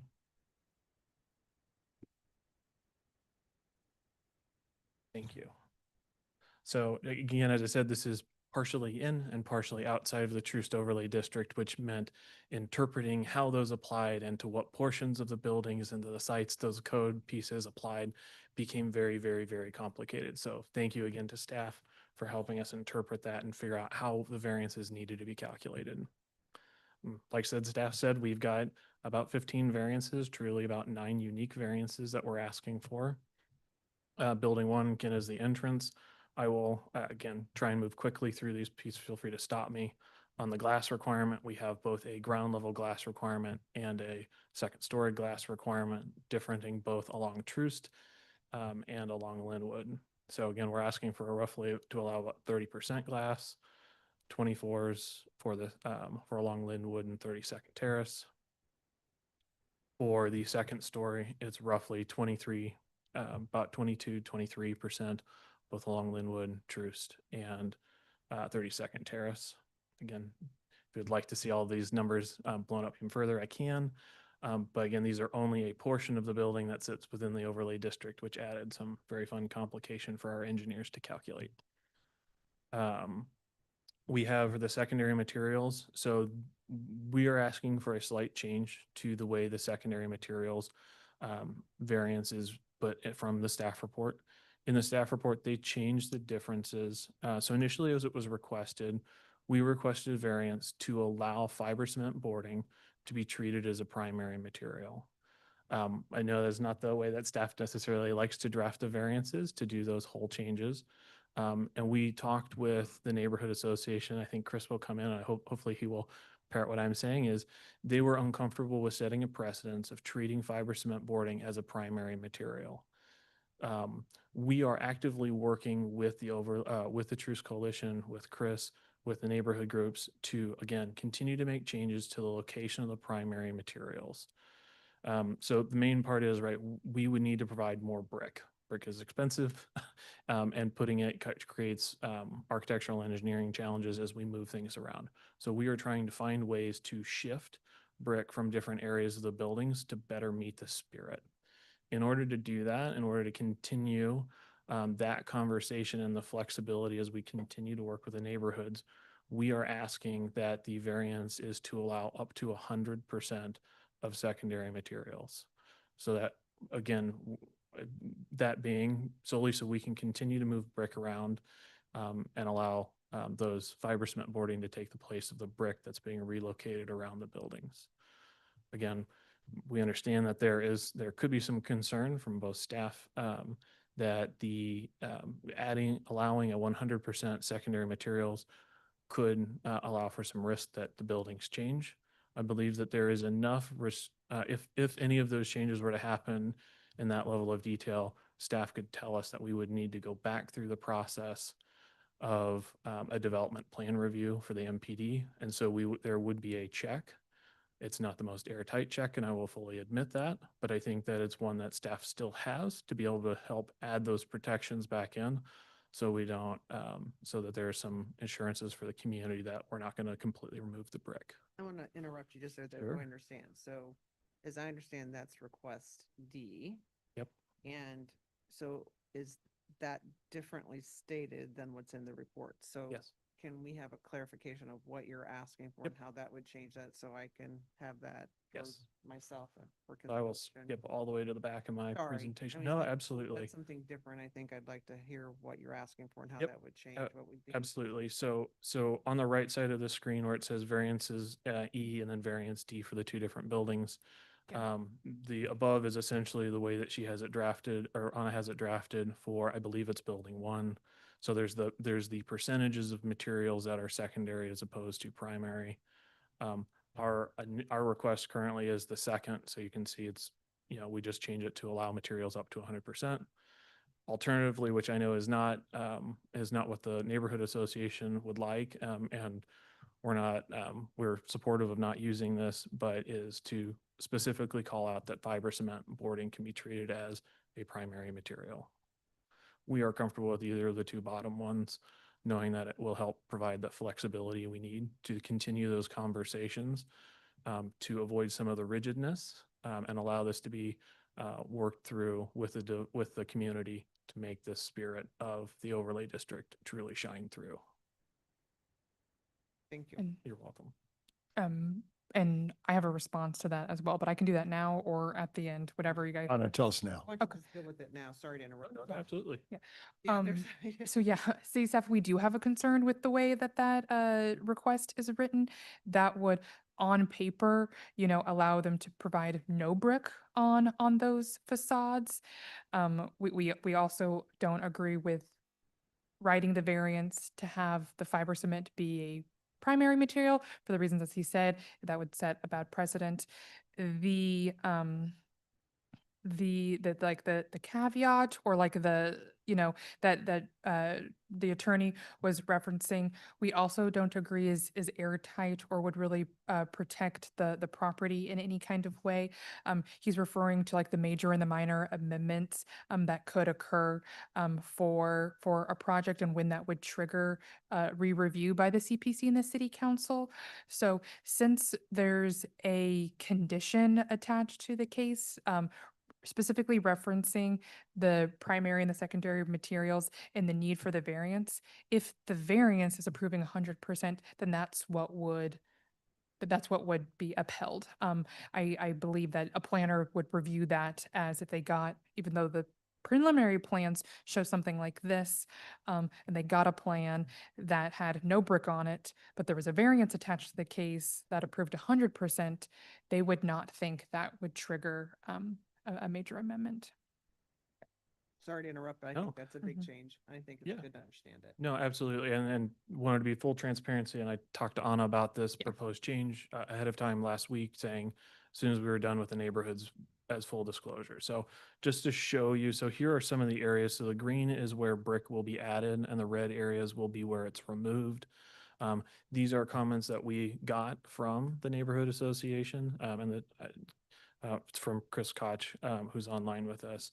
And so we are trying to meet the spirit of what those changes are and continue that conversation. So here's just a few areas where you can see the red being where brick is being removed and green where it's being reallocated to around the project. So there's building 2 in areas where it's being removed and where it would be added to. Again, when we look at the rigidness of the way that it's drafted, if we were to drop any of these areas below the current percentages, we would have to come back before this board, even if we're 1 or 2%. So that's why we've drafted it for flexibility. I believe we have the neighborhood support where they are comfortable with the proposal to treat it as a 100%, to allow secondary materials up to 100%. We'll fully admit that it is not airtight. I could see Anna's read of that code as well, but I do think there is some position where staff could take the position that if we removed all of the brick for that instance, that they could easily come back and say, no, that's not what was approved. This is a major change and we would need to go back through that process. So I do think there's grounds for staff to give some protections, although it is not airtight.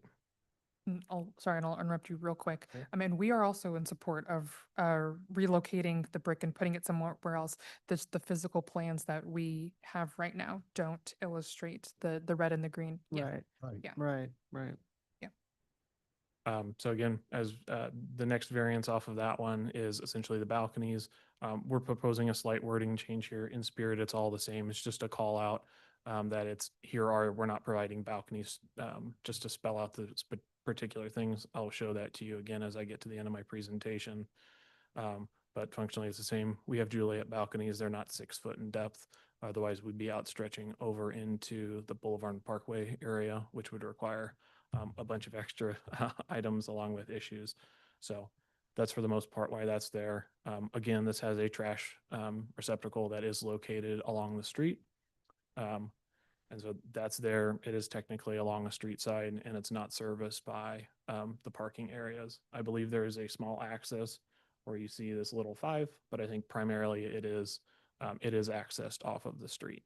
So again, the putting up the wall along the edge of this building 1 at least would be odd for strict compliance. Again, as a reminder, this overlay district truly only applies to about a portion of this. And so to be truly compliant, we would only need to put in a small wall that would run along this edge here, along the southern property line. It doesn't make sense to put up a wall along a portion of it. So again, I will quickly move through building 2 because they are almost identical. Again, facading for glass and brick, all for most part exactly the way that Anna had them in hers. Primary materials, again, that same request to allow it to be 100% secondary materials. We can see percentages. Again, we're moving brick around to make those. Balconies are the same impact on the building 2 on the east side of the street. As for the parking requirements, again, we do have more than 65 feet and it is in excess of 25%. This is an oddly shaped lot, which unfortunately does impact the way that these calculations are set. It is an existing curb cut. To be compliant, we would essentially have to eliminate one of the strips of parking, which would cut into the amount we're able to provide for our residences, which we think we're at a good balance for the residents. and to do so would cause more parking issues. It has been something we've heard from the community is on both sides that parking, whether it's over parking or under parking, parking is important. We think we have set this well for what our needs are as a low-income housing project that will help satisfy our residences, residents. And then again, on this one, we have the wall requirement as well. The entrance is along the street, which would require very small walls on either side of our entrance. Some of you may be familiar with the area and know that there is I believe it's a Martin Luther King mural that is along this wall. That is a primary reason that we situated our building this way as well, is to make sure that we weren't covering up and obscuring the vision of that wall. We do have landscaping in place of the screening for the parking with the idea and the goal to not obscure that mural, which is relevant and important to the area. So with that, there are variances, all 15 of them. I do have a couple of requests in the way that the variances are drafted. We've talked about 2 of them, and I have a third to add to the list, so my apologies for that. Most of the variances that are proposed by staff have the language per approved site plan. I'm not sure how that impacts and how that would be read in the future. We have a current site plan, but there are potentials in this development that could change that may require us to go back and update the plans. And at that point, I'm not sure if this language would lead us to need to re-seek all of the variances since the variances that we would be receiving are no longer as on that site plan. So on a quick example, we have a lot of open space that is off to the edge of the building. If we added a couple more units to this development, we would be required to come back and seek a major amendment to the MPD, which would then get us a new site plan. Those units would not be within the true overlay district. They wouldn't increase our variances in any way, but could potentially lead to us needing to re-seek approval of the variances. So my suggestion is to just remove the languages. We are still bound by all of the percentages limitations. We would still be required to follow the overlay district to the exact percentages and square feet that we have and I've shown. This just makes sure that we have that we have the surety going forward if this plan needs to be updated and doesn't impact these variances, that we can continue to move forward and we don't need to go through this process again. So that's the request for that variance. The change for essentially the porches, balconies, and terraces, you can see there is just to clarify that it's citing to the section as opposed to just calling it the private outdoor space, which isn't technically used in the overlay district. So it's just meant to call it out a little more specifically as to what we're not providing. So, and then again, the variances for the secondary materials. With that, I will close my presentation and open up if there's any questions that I can help answer. If you would like me to go back to any slides and talk about the detail, more than happy to do that as well. Okay, thank you. Anna, do you have any comments on his request on the languages? Yeah, we already discussed the other one about the primary and the secondary materials. The per approved site plan, that is like a logistical and a paperwork thing that we've been enforcing. It's really important for record keeping purposes. It is meant to talk about the materials submitted with the variance requests. If the development plan is amended to amend something that's not related to any of the variances, that would not affect the variances. But city staff, we think it is very important to have this attached to all of the variance cases, so we know which variances are tied to like spatially which part of the request. It could be updated to say per like materials submitted with the variance or like connected to these case numbers. So we know, exactly the text of the variances and then how that relates to the specific project. It is not meant to imply that other non-variance related aspects of the MPD development plan would be at all be affected by the variance request. Anna, would you be more comfortable if that language is changed to per an approved MPD plan? That way we still get the tie-in to the improved MPD plan. Right, because anything that the the variances are going to be reflected in the MPD plan anyways, so yeah, that's totally fine. Thank you for that. Mhm. Chris, we'll get you in just a second. Board members, questions of Ms. Coffey or Mr. McClure? I had a couple questions. On the 60% AMI, how long is that supposed to run? 30 years. Assuming on the first floor, is it all residential? Do the windows open on the first floor? Not sure. Operable. There's usually maybe one panel that is To me, it looks like at least one of these corners, I'm not sure what, to me, it looks like Pop one of out. the corners may either pop in or slide, Right. something along those lines. So they're not intended to be solid, I don't believe. Anyone else? Chris, do you want to, I'm sorry, Gonzalo, did you have anything? Okay, sorry. That's right. You good? Chris from Hyde Park. Yes, thank you, Chairman Ebbets. Chris Koch, President, Hyde Park Neighborhood Association, and speaking on behalf of the Truce Coalition as well, in my capacity with that organization. I did want to thank you all for allowing me to discuss this with you today, and thank the applicant for the very open dialogue we've had to date. I know we've had at least 3 meetings in person and virtual to discuss these variance requests. And through that process, it seemed lengthy, but we've got to a place where the neighborhood association and the Truce Coalition are comfortable with the variance requests. The one specifically about facade materiality is where we got hung up on the longest, and it appears to be the most gray at the moment, but I did provide markups that the applicant shared briefly. That basically indicated where we could reallocate brick in the red to areas in the green in order to give the illusion that the truce overlay is being met, although not 100%. And that was by removing bricks between windows to reallocate, make the brick facades taller on the building, making the prominent corners full brick as well. And basically trying to meet that intent. So like I said, we were comfortable with the sketches proposed.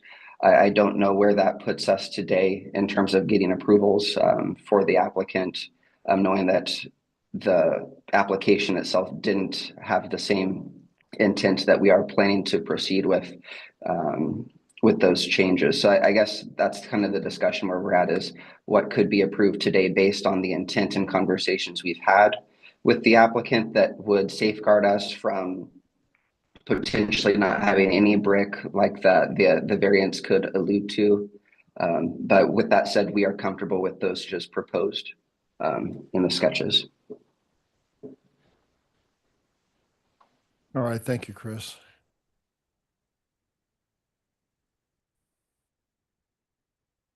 I'm just troubled a little bit about what Anna said.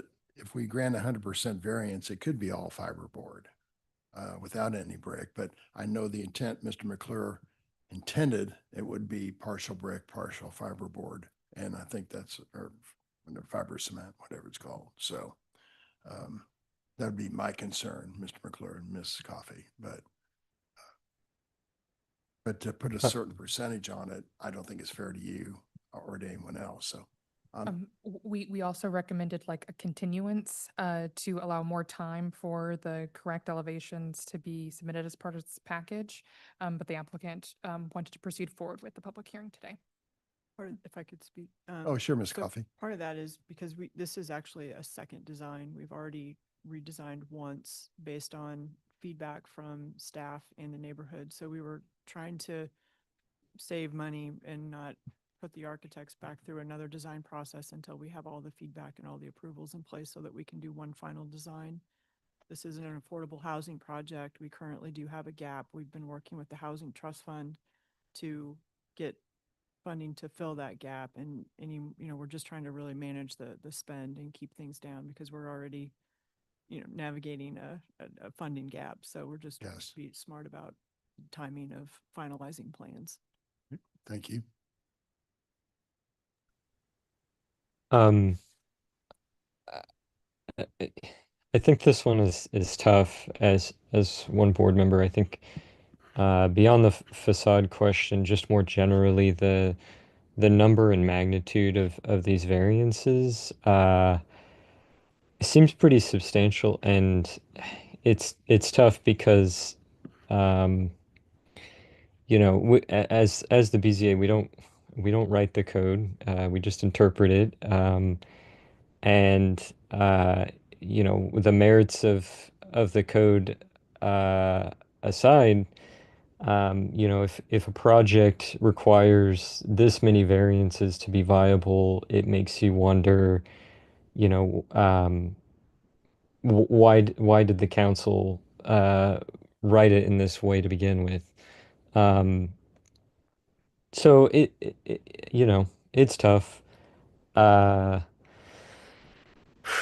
But I do think that neighborhood support does mean something here, so I'll leave my comments there.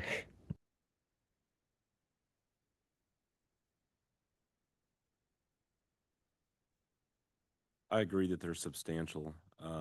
That being said, neighbors are in support. I mean, this is the exact type of projects council has openly talked about that they would like to see in this area. I, as one board member, think this is a perfect uh, addition to this corridor.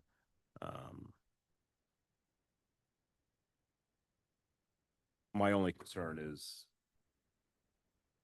the bricks section. I mean, is there anything that we can do to limit or to protect, make sure that they don't just eliminate all of it? I mean, is there anything that we can do? Well, okay, I'm one board member too, and so this is a thought I have. I think this is a unique property because only portions of are affected, right? So I think as it would be precedential in other cases, it's going to be limited because most properties are not going to be quite, situated quite this way.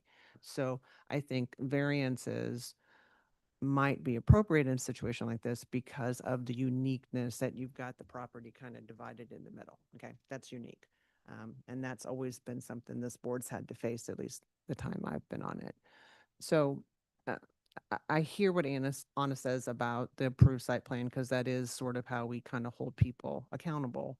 But I think in essence, what we're doing is giving a variance by percentage or whatever, right? So if the board doesn't want to give 100% for the secondary, what you're giving is a percentage. And I think what Mr. McClure is saying is you're willing to honor that, and the neighborhood is agreeing that they like that percentage. Maybe you move it around.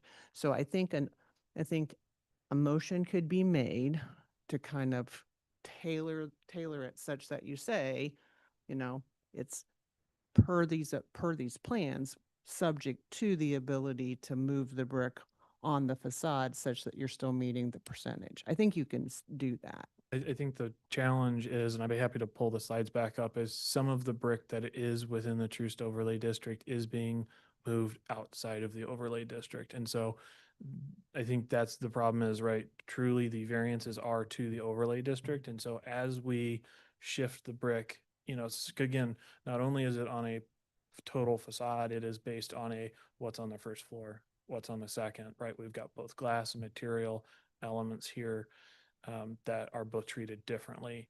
And so I think that is, as we move brick, I'm thinking of building one on the south side of that building. We're removing about half the brick off of the first floor and shifting it up to the top portion.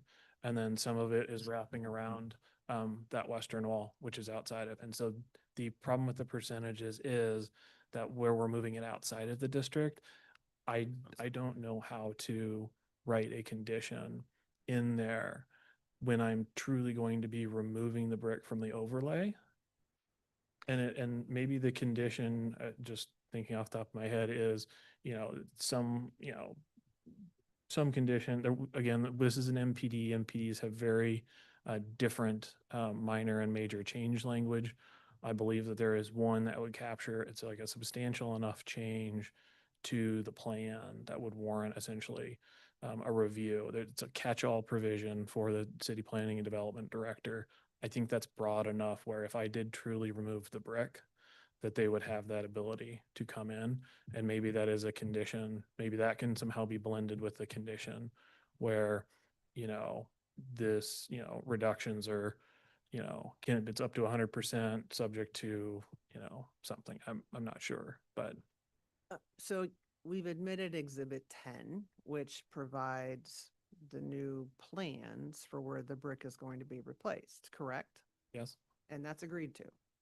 And that's not I gonna- I believe we're still working through with the community. I think the intent is to honor those essentially relocations.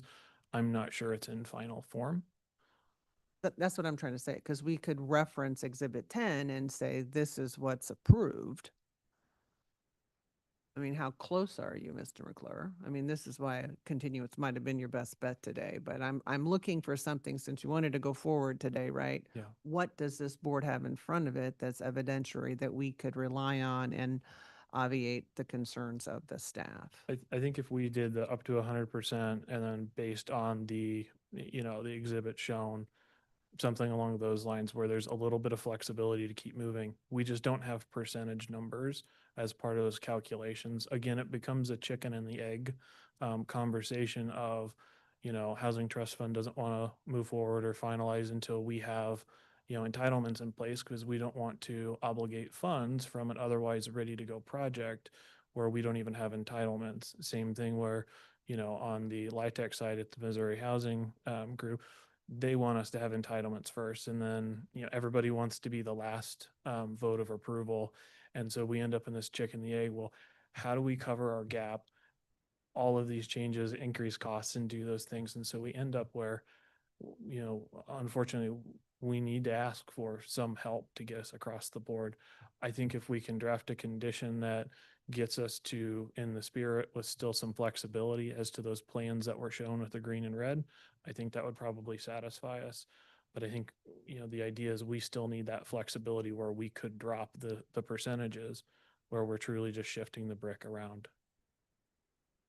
So what you're asking is that as it relates to the secondary materials that approve that variance or those variances per the approved MEP plan, but with 100% variance. Yep.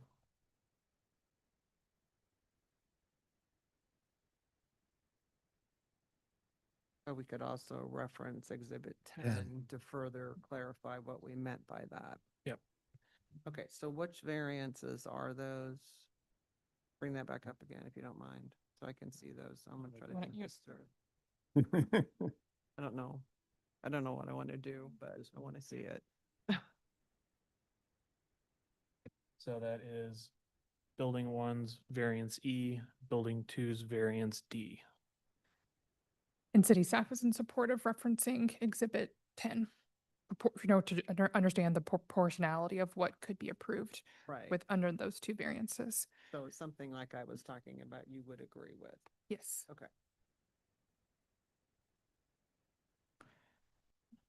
Okay. Very complicated. But I understand the spirit I of do what too. Yeah, I do too. Mr. McClure and Ms. Coffey are trying to represent here. So even though we're up to 100% in the Exhibit 10, gave me the comfort of what they're trying to do.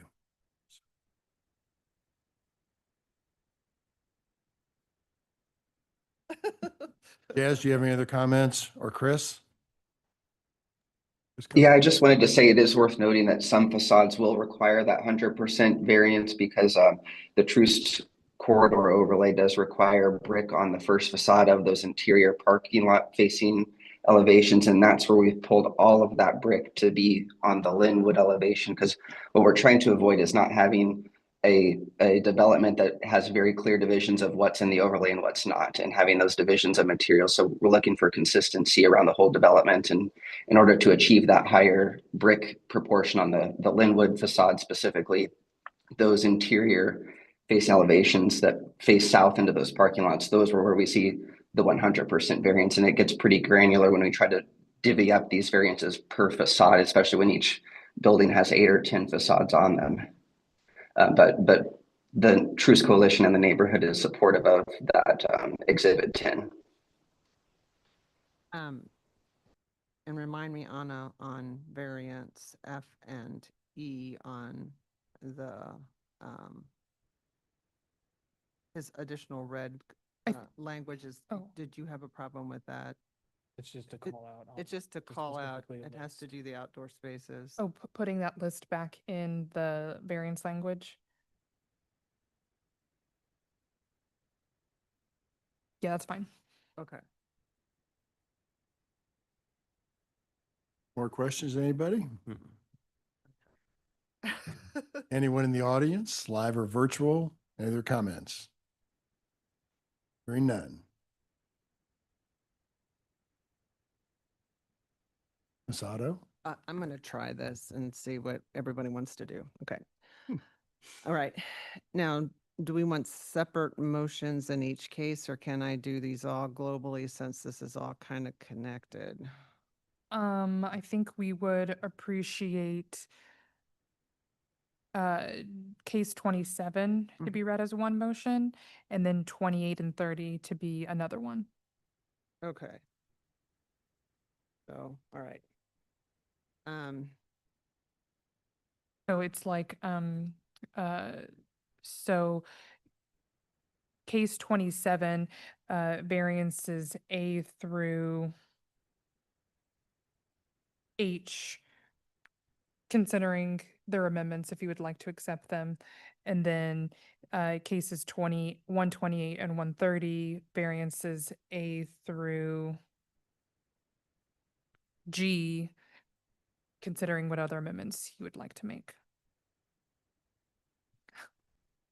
Okay, I'm going to try this. Okay, so it's 128 and 130 together and 127 by themselves, right? Correct. Okay, all right.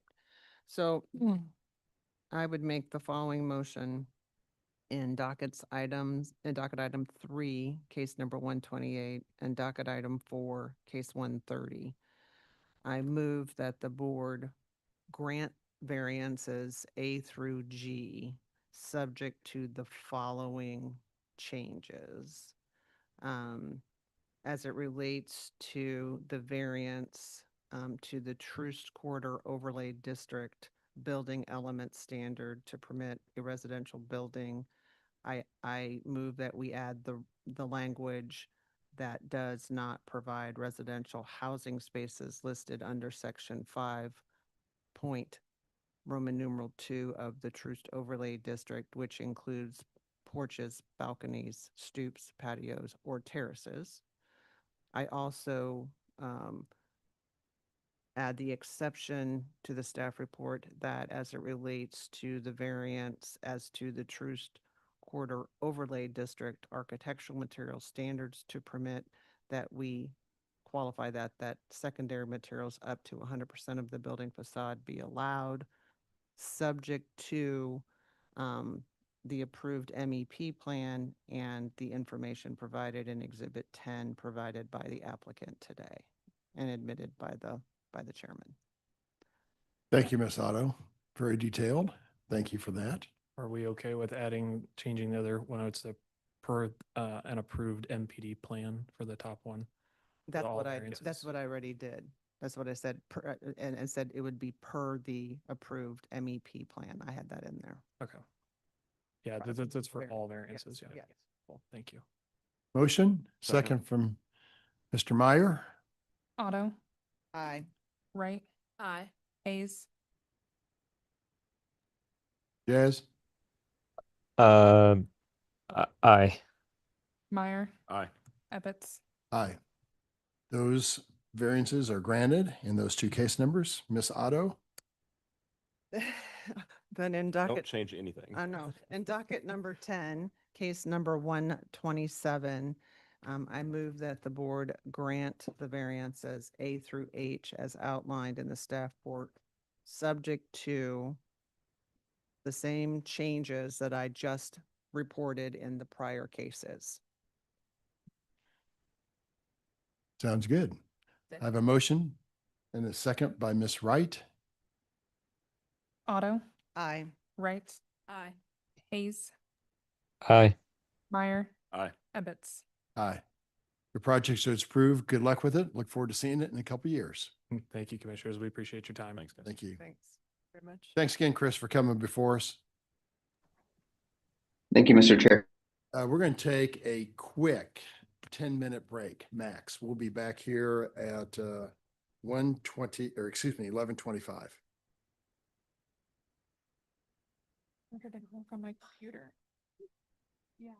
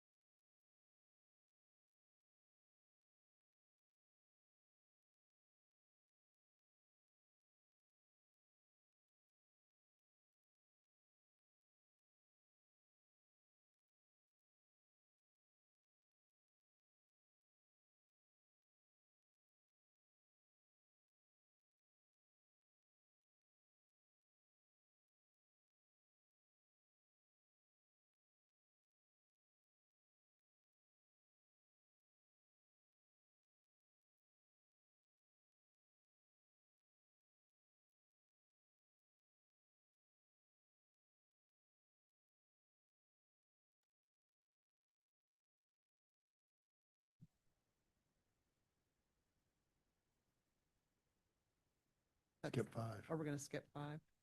Okay. All right, we're back after our quick break, and we're going to put case 5 to the end of the docket. Anna, please call the next one. Docket item number 6, this is case CD BZA 2025-135. This is a request to approve a variance to accessory uses and structure standards in an R7.5 district, which is a residential zoning district, to permit a detached accessory garage plus any additional variances on about 1.2 acres generally located at 1201 East 108th Terrace. Connor Tomlin is the staff planner associated with this case. If you are the applicant, you can approach the desk or raise your hand in Zoom. Mr. Rooney? I'm promoting Brian.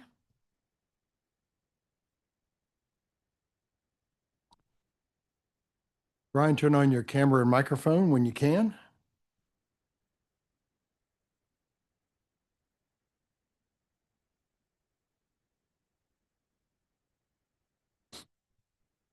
We lost Brian. Okay, Brian, you have to accept the promotion.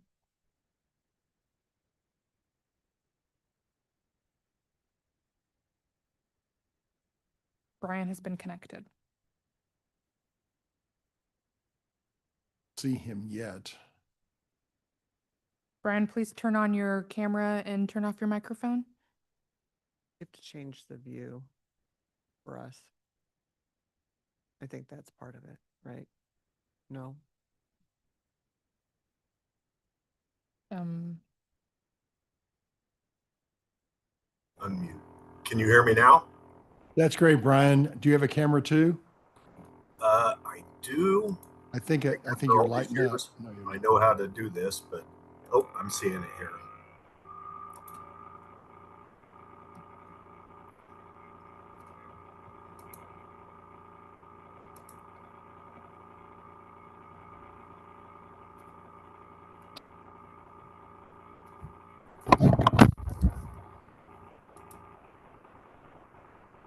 It is We can do it without a camera, but it'd be better if you.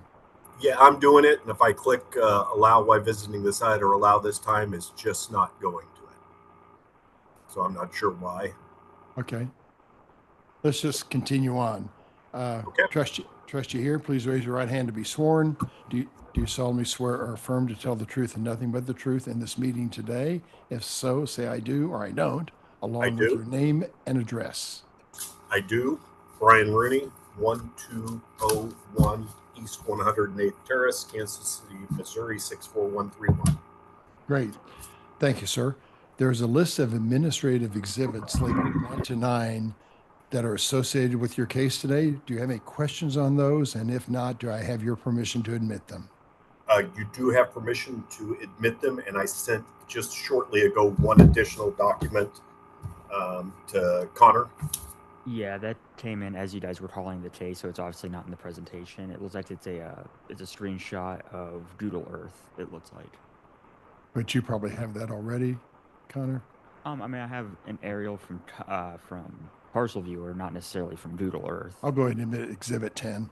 And Mr. Rooney, a part of this presentation is from Connor Tomlin, and he's going to tell us about the case. Go ahead, Connor. All right, we have, actually, let me share my screen before I get too far along. Okay, we have docket item 6, CD BZA 2025-135, located at 1201 East 108th Terrace. This is an R7.5 zoning district. It is a variance request to the separation distance between a detached accessory garage and the principal structure, plus any additional variances. This is the general location of the site. A closer look at the site outlined in yellow, which I'll come back to here shortly.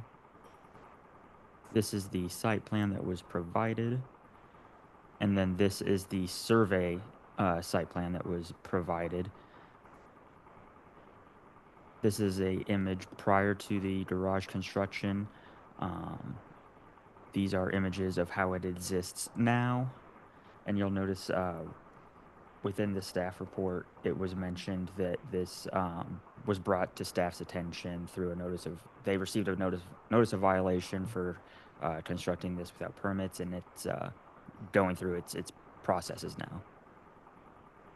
So the first variance request is a variance of 0.47 feet to the separation distance between an accessory structure and the principal structure to permit a separation distance of 9.53 feet on the subject site per the submitted plans.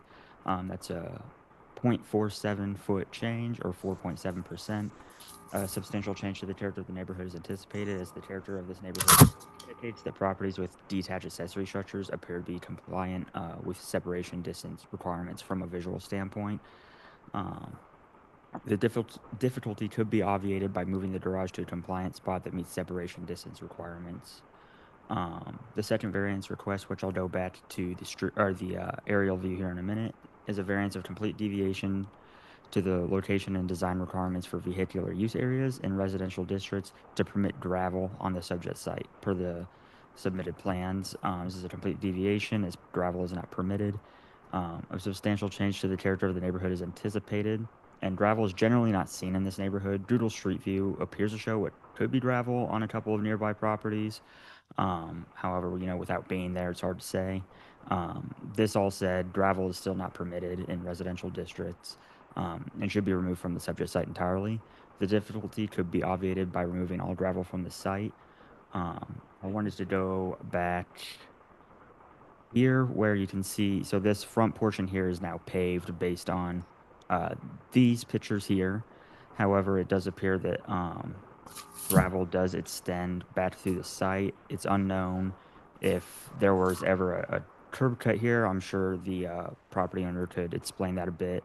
And it looks like on the survey, it shows that the gravel comes to an end here and doesn't go through the entirety of the lot, as this aerial image shows. So it's possible that some of it was cleaned up, but I'll allow the applicant to speak to that.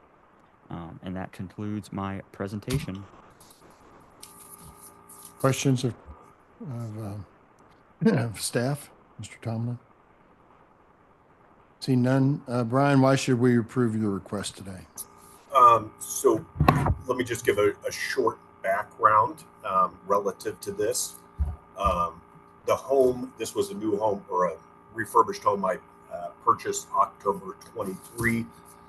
So the Google Map photos that are up there are as the property was purchased, and I did not place any gravel onto the site. As I proceeded in the home, these are kind of unusual properties in this residential area. The street has lots of large 1 acre properties on it, so it's kind of a strange semi-rural history to it. There are multiple properties existing with gravel. There's also multiple properties existing with sheds on gravels and larger sheds. Shortly after moving in, ran into the need to be able to store larger grass mowing equipment due to the size of the lawn and other landscaping tools. Beginning in February, I reached out to a company called the Shed House to look at prefabricated sheds that I could place on the site. Some of those was looking at other properties. I began working with the Shed House on design, came up with a layout design. When I had that, then I reached out to our homeowners association and presented that to them. That was probably early February. The homeowners association approved it, and you can tell from the pictures it very aesthetically matches the home. It is not a garage; it's a shed. It's not designed for vehicles to be in it. At that time, I went into discussions with the Shed House regarding if any permitting was needed. This is where I learned, don't necessarily trust what somebody tells you. They told me that they had installed multiple sheds of similar and varying size in the Kansas City, Missouri area, that their sheds met those compliance requirements. At that time, I wasn't aware of the size of the shed or any of the gravel or 10-foot separation. I was somewhat relying on their feedback. And so they said they'd done those multiple different places in Kansas City, Missouri, and that permitting process was fairly streamlined. I placed an order for the shed in mid-February. At that same time, I submitted for permit with the city. I believe my permit application date was February 11th or somewhere along that line. I'm sorry, March 11th, somewhere along that line. On the 21st, I received reply from the city with a list of items that needed to be addressed in that permit. I began working on those. In the meantime, my shed was being fabricated. I did not realize the extent of those until I did further discussions with the city and with the engineering group of what they were looking for. That's where I kind of found out about the being placed on gravel and some of the other challenges. One of those requests was to have a site survey. The site survey at that time, with the majority of the survey suppliers in Kansas City, the minimum was 10 weeks out. The shed was already in construction. I made multiple requests to the shed manufacturer to place the shed construction on hold. They were unable to do that. I then tried to put them on hold for delivery of the shed. Delivers on a semi truck with a skid steer that drives it into place. They did not or would not delay delivery, so they did not have the ability at their facility to store it. So concurrent to this, I was working on and supplying pieces of the permitting process, but I was not able to complete those before the shed delivered. Subsequently, a couple of months after that shed delivered, I received a non-compliance for not having a building permit. As that happened, I began supplying additional documentation. I've been working with the city on that. That's where the survey came from. And I went back to try and address this with the shed manufacturer, and they pretty much left that the only differences were that prior to Compass, they were able to get these approved. I doubt that was true, but so now I find myself in a situation with a gap here. I have both some permitting issues with foundations that I'm working on with the engineering group, and then I've got the variance of being on gravel.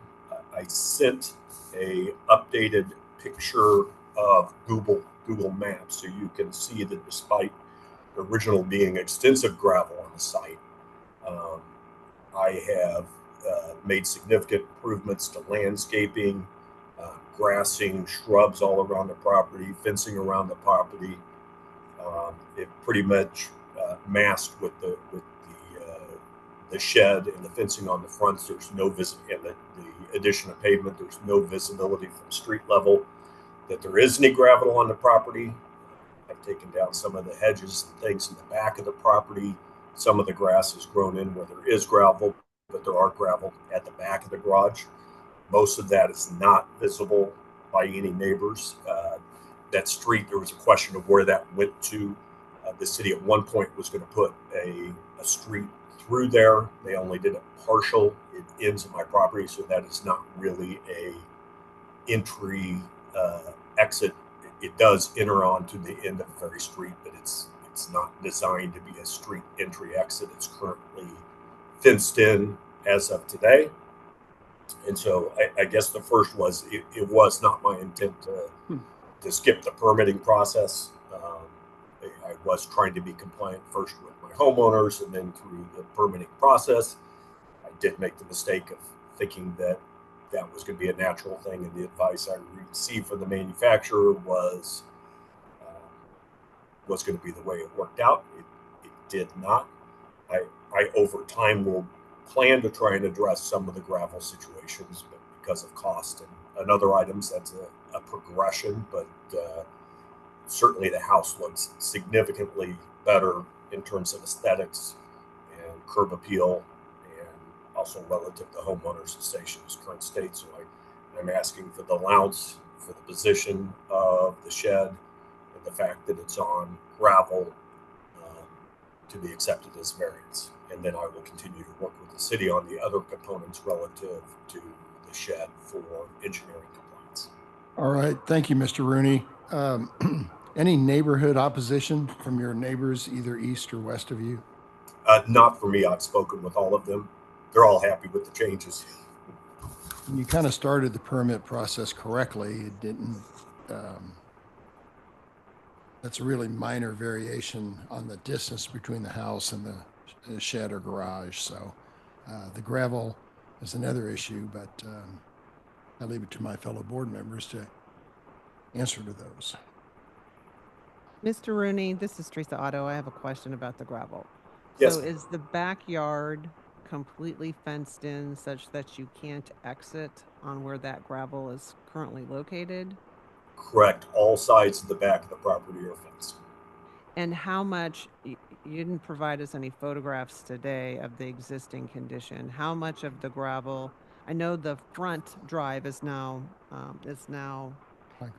concreted in, right? So that's clear, but can you describe to us what's your plan to remove the gravel in the backyard? Because that's not something I would be supportive of having that back there. So currently, the larger gravel section, which is probably like, it's up near the garage, would have been the bigger pad area of gravel exists. The majority of the grass that, or the gravel that was kind of a semi run out to the back property that was there before, the majority of that has filled in, but it is not completely removed. It's kind of naturally filled in. It was a thin layer of gravel. All the gravel you see on the front side of the property, it's the concrete, plus you see lots of gravel from that front photo, the prior photo that was in the front yard.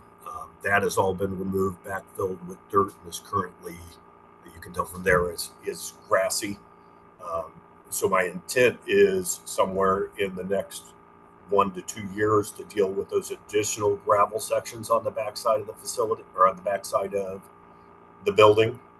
But I don't have an immediate plan whether or not there's going to be additional concrete surfaces that go in there. My son would love to have a basketball court, or we'll eventually convert that over to a grass surface.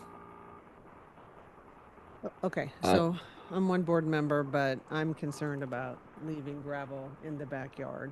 That's not allowed. And so I understand it's a lot of gravel and there'd be some expense to get that taken care of. I'm one board member. I might consider giving you a time period to get that off the property in the back, but I also don't believe you can you asphalt in the back of your yard like that, Mr. Duddy? Can you answer that question for me so I understand that? Yes, Commissioner Otto, you can. Okay, so if you wanted to asphalt it at some point, I just wanted to make sure. Okay, couldn't remember the rule on that. Thank you. Okay.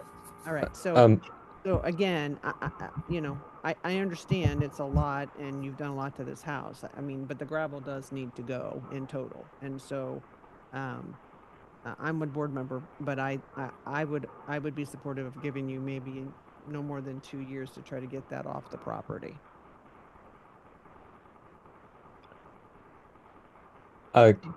Question for staff. If the building sits on gravel, is that same variance required, or is that just for the extent of the gravel beyond the footprint of the structure? I believe it's beyond the extent of the footprint of the building. I think that comes more into plan review and building code at that point. That'd be a better question suited for them. I'm not sure if there's anyone in attendance that could answer that question. That is how planning explained it to me, Mr. Alvarez. The building code and plans review team lives in our department, so that's what he's referring to, Right, not like right, necessarily. right. Okay.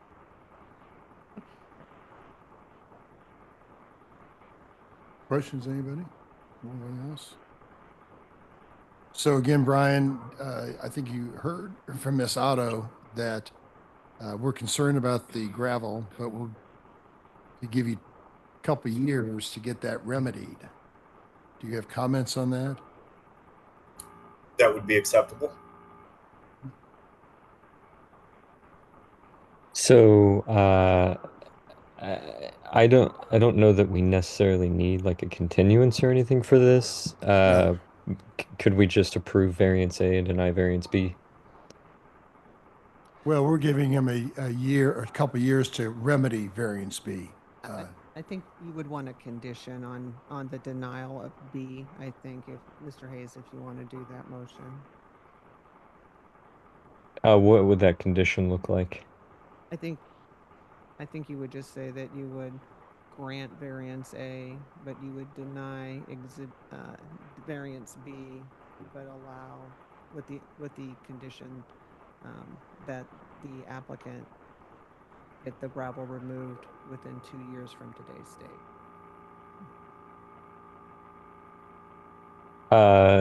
I'm willing to make that motion, but I would appreciate a opinion from staff on whether or not we're allowed to do that. I think that's asking for legal. Can you do that out of closed session? Yeah, if you want legal advice, I would advise we go into closed session. Okay, yeah, and my primary question around that is that it's at least framed in a way that I can proceed finishing up my other permitting with the engineering side. And that may be dependent about how that variance is written on your side. Not sure how those two interact. All right, so Mr. Hayes, I don't think we need to go into closed session. I think your motion to allow him to remedy that within 2 years would be adequate. We've granted these kind of continuances, or yeah, these kind of requests before. Okay, sure. I move that we on docket item 6, case 135, that we grant variance request A and deny variance request B and allow 2 years for the applicant to become in compliance. I have a motion from Mr. Hayes. Do I have a second? Second from Ms. Wright. Otto, Aye. Wright, Aye. Hayes, Aye. Meyer, Aye. Ebbets. Aye. So again, Brian, your request has been granted, but you've got 2 years to remove the gravel from today. Variance A has been granted. Yeah, variance A has been granted, Yeah. and variance B is denied unless you can remedy it within 2 years. Okay, I thank you for your time. Thank you.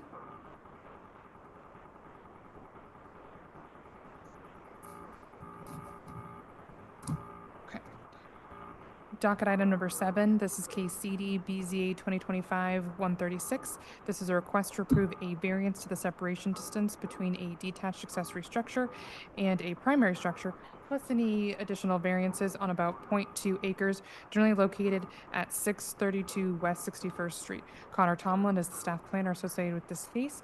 If you are the applicant, please come and sit at the front desk. And anyone else who wishes to provide public testimony, approach the microphone or raise your hand in Zoom. Seeing none. Good morning, gentlemen. Please raise your right hands to be sworn. Do you solemnly swear or affirm to tell the truth and nothing but the truth in this meeting today? If so, say I do or I don't, along with your name and address. Nice. I do, Michael Flynn. Microphone, sorry. I do, Michael Flynn, 7344 Madison Avenue. Thank I you, do, Mr. Frank Reardon, 632 West 61st Street. Great, thank you, Mr. Reardon. Who's speaking on your case today? So if I will be doing the majority of speaking, can we pull in our architect via Zoom? Well, is he online? Or Yes, is he it? is. Okay. William.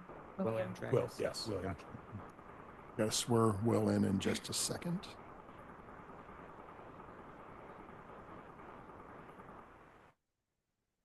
William is connected. Excellent. Hello, William. Can you hear me? Yes, I can hear you. Okay, great. Do you have there you go. Please raise your right hand to be sworn. Do you solemnly swear or affirm to tell the truth and nothing but the truth in this meeting today? I do. If so, please say I do or I don't, along with your name and address. I do. William Trackus, 1111 Valentine, Kansas City, Missouri, 64111. Great.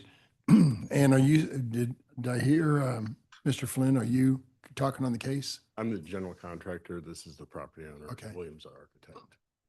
Someone's got to be the initial contact. Who That'll is be it? me. Okay, thank you.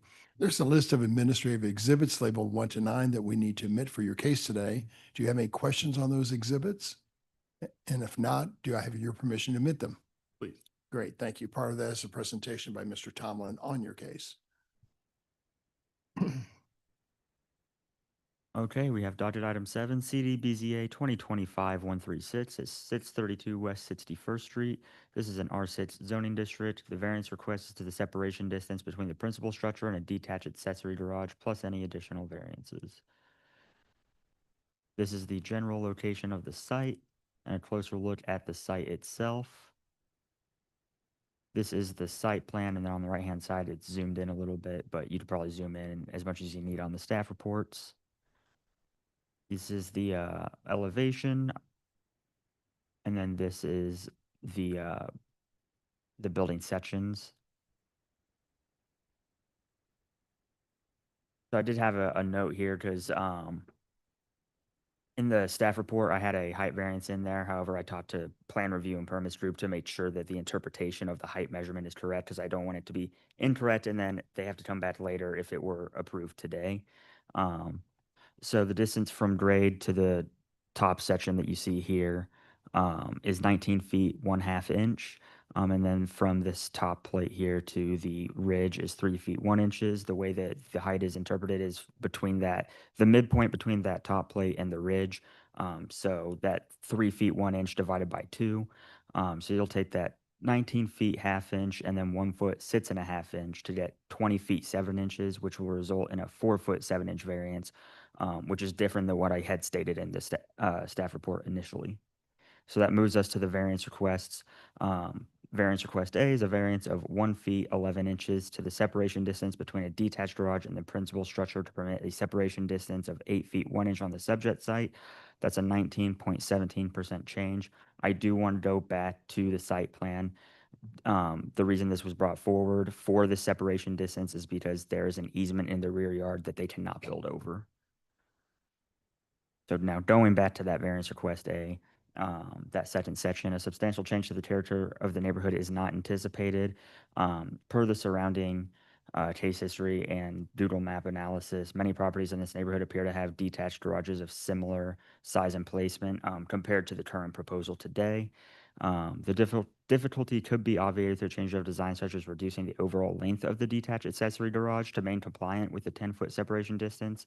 However, this may or may not impact the ability of larger vehicles like trucks or vans or something of that kind from fitting within that detached garage.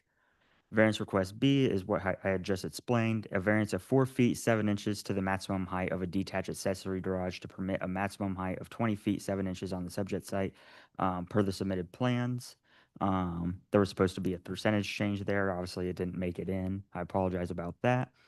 A substantial change to the character of the neighborhood is anticipated, as many properties in this neighborhood have detached garages, though from street view, it appears that the large majority of these would be single story.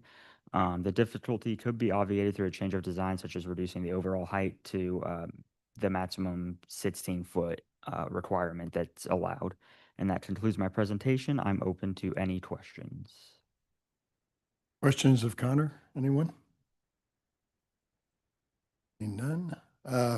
Mr. Flynn, why should we grant your request today? So we feel that we've been levied with a hardship because, number one, when we originally submitted our plans to the city, they told us we needed to be 60 inches off the sewer pipe. And that was really the only reason that easement is in place. We went through all the details to find out exactly where the sewer pipe is. I mean, exhaustive details. This whole thing's been going on for 13, 14 months.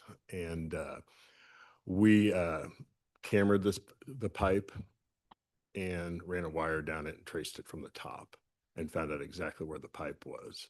We then submitted our plans with our 5-foot easement, and they got rejected because it comes to find out that the original sealed 1921 survey says that the pipe is on dead center property line. And we know for a fact that it's 2.5 feet back, and that's why we submitted our plans per what the planner told us. You need to be 5 feet off the pipe. We also looked up and down the street, and the back of our footings, our garage was going to be the exact same distance as every other existing structure from 1921 or whatnot, including the new builds that have been done in the area. And so in our mind, we were looking at it saying, well, new ones have been built, old ones are there. We're on the same line. Obviously, the 5-foot thing we're meeting. We went ahead with it. Spent money, drew plans, went to the city. No to go. I look at the city planners and I'm like, what do I do about this? And they go, no problem. No one's ever using that easement. Get the easement released. Great. So I'm just taking direction from a city employee. Right, right. Great. I'll get the easement released. Tell us about the height. That's my concern. It's really not the, Oh, well, not the. excellent. Yeah. We can relieve that, right? I was gonna say the height probably The goes. height is what kind of We're gonna bothers change our me. plans. Yeah, we're gonna, the height, we're will be getting rid of single story. we're gonna do this. We're gonna do the single story. Oh, good. Yeah. So that's gone. Okay, so as to 9 variance B, it will not upset you. Correct. Good. Board members, Go for it. you have any other questions? Nope. Okay. Oh, Yeah, public comment real quick. Oh, sorry. Okay. Oh, any public comments?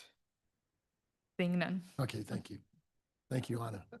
I'll make a motion on docket number 7, case number 136, that we approve the variance A for the separation distance, variance B. I have a motion. Do I have a second? Second. Second from Mr. Meyer. Otto, Aye. Wright, Aye. Hayes, Aye. Meyer, Aye. Ebbets. Aye.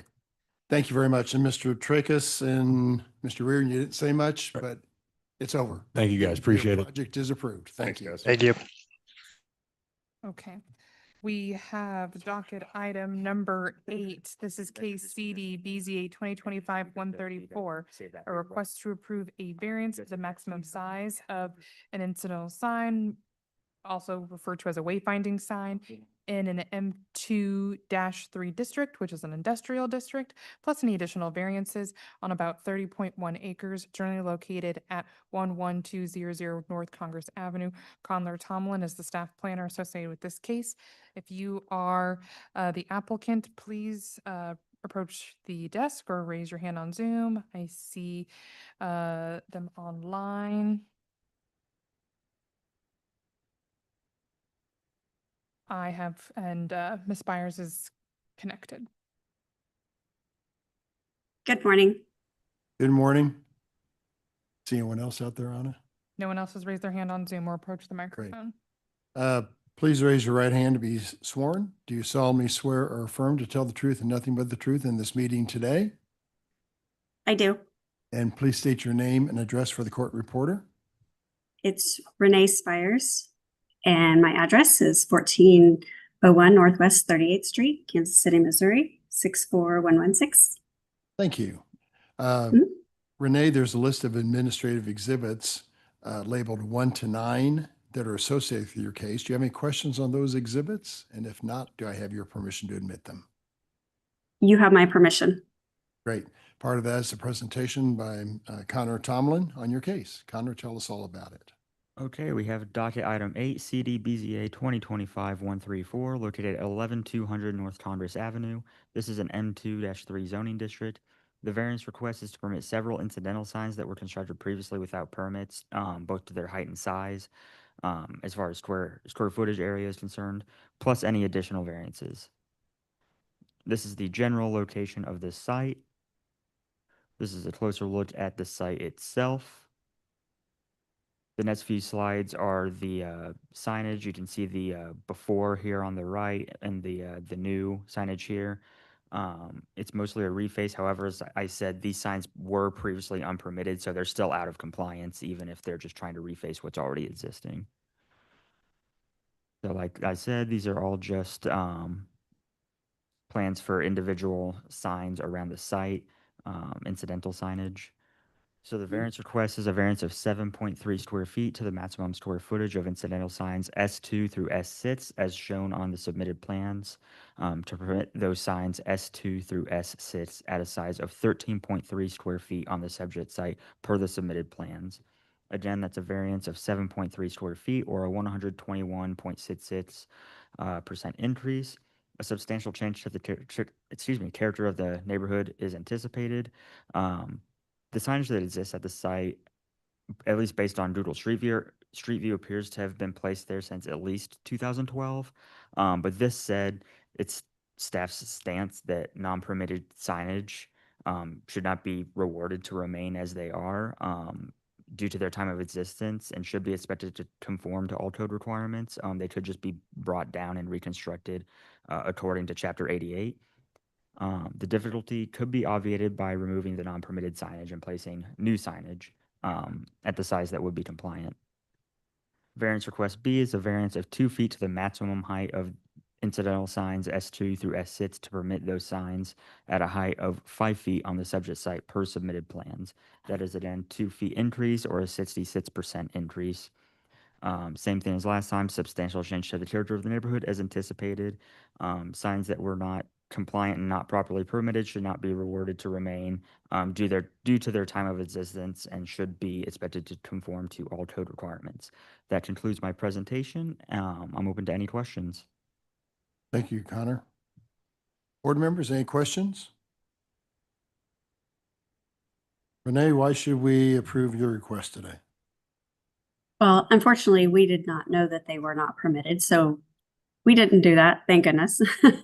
But we're just trying to give the customer their more updated sign that they were looking for. Plus, there is a visibility and safety concern because it's a medical establishment that ships out stuff. So there's a lot of large semi trucks that go in there, not smaller regular cars. So due to that, you know, they wanted to make sure that those signs would be visible to those big semi trucks that would be delivering, picking up, however, dropping off. So for safety and visibility, you know, that was one reason. And we wanted to just work with you guys to bring those. We know they weren't permitted, but we would like to work with the city to bring those some sort of middle ground into code with getting a variance so they can continue to have those signs and just reface them rather than having to go through having to remove them. Okay. Looks like a pretty industrial site to me, from what I can see.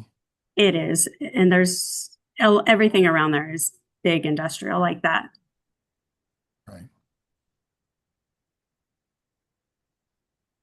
Unfortunately, you're not you know, changing the height, just really repaneling the sign. yeah, we would just like to put, you know, basically a slide over panel. Right. Just to cover them up. But it's the same size and position as previous signs. Is that correct? Yeah, it is. All of them would remain exactly like they are. We just want to change the actual look of the faces. Gotcha. Board members, any questions? I mean, I certainly don't like that savvy corporate entity doesn't know how to read the ordinance and install signs that are the wrong size. So I find this, you know, a problem. I know they're existing, but, you know, I just don't like when I see this happen, but I understand that it's a industrial area and there's probably not a lot of interplay with residential areas. But I also sometimes find that people oversign and then they ask for forgiveness. And so I do have a problem with this, but I'm one vote. I do understand that. May I say something along with that? We wanted to work with you guys because when I was talking with Connor, we initially wanted to remove those and make them more stable. And so we decided to work with you guys and try to reface those. But what would happen if we don't try to do this, we're worried that they're just gonna go hire another company and reface them and then not tell you guys since Casey doesn't make you permit refaces. So that was one of the things we wanted to try to bring it into some sort of compliance with you guys and do it right. Ms. Bears, if they fire you and do that, they take all their signs down. I can guarantee you. Okay.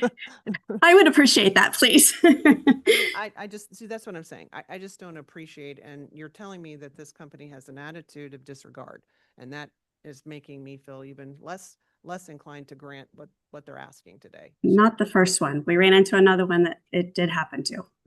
I just, you know, I just have a real hard time with that.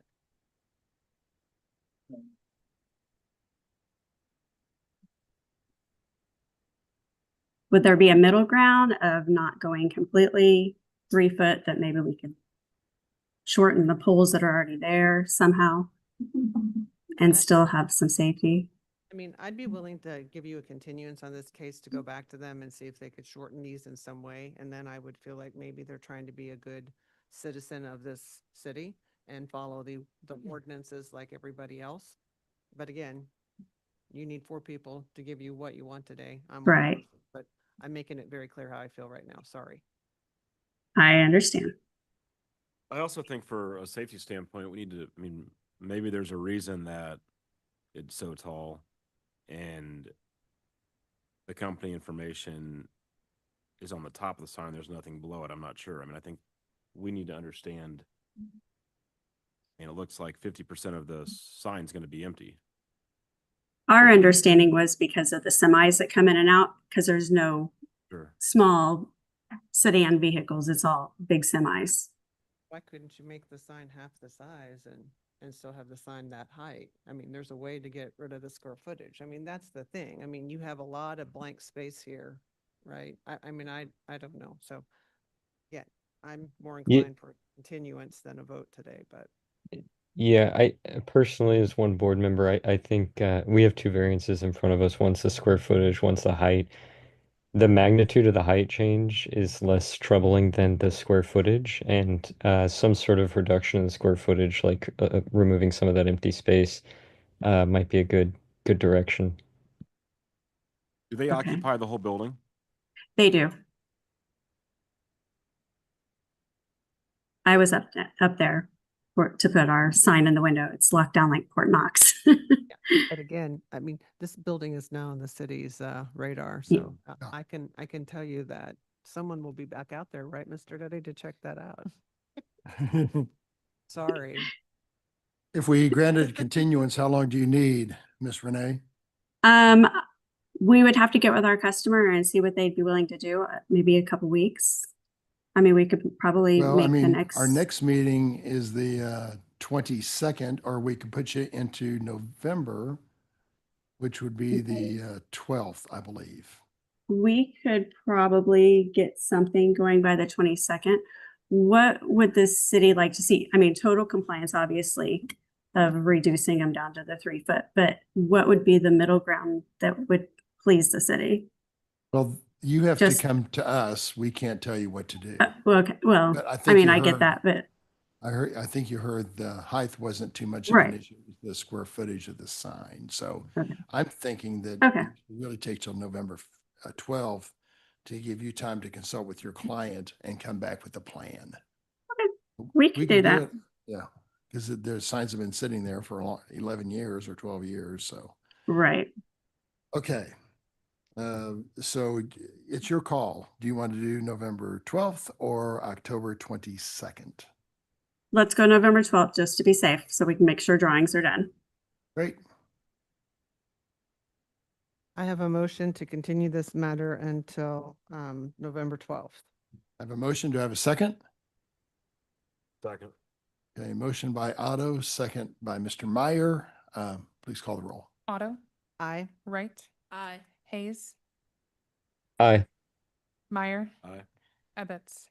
Aye. We'll see you in about a month. Thanks again. All right. Thank you for your time today, guys.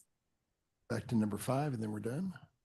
Okay, back to number 5, KCD BZA 2025-133. This is a request to approve a variance to the height of a detached garage plus any other needed variances in the R6 zoning district, which is a residential zoning district. It's also covered by the Warnell Homestead overlay on about 0.31 acres, generally located at 6014 Wyandotte Street. Yeah, the applicant team can sit at the front desk. If there's anyone else online who wishes to participate, please raise your hand now. No one has appeared. Great. Stephanie Saldari is the staff planner associated Okay, with this case. thank you, Stephanie. You guys ready? Raise your right hands to be sworn. Do you solemnly swear or affirm to tell the truth and nothing but the truth in this meeting today? If so, please say I do or I don't, along with your name and address. I do. Dan David, 6014 Wyandotte Street, KCMO, 64113. Thank you. I do. Rebecca David, 6014 Wyandotte Street, Kansas City, Missouri, 64113. Great. Dan and Rebecca, who's speaking on your case today? It would be us. Well, somebody's got to say one of the two of you at least to start. Oh, I'll start. Thank you. There are a list of administrative exhibits labeled 1 to 11 that are associated with your case today.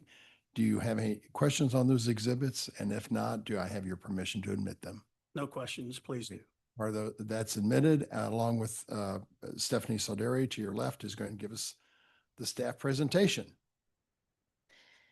All right, we got docket item number 5, CDBCA 2025-133, located on 1660-14 Wyandotte Street, zone R-61 and WHO-1, that's the Warnell Homestead overlay.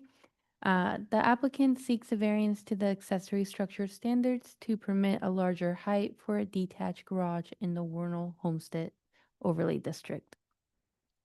The subject site is located down here in the Warnell Homestead neighborhood.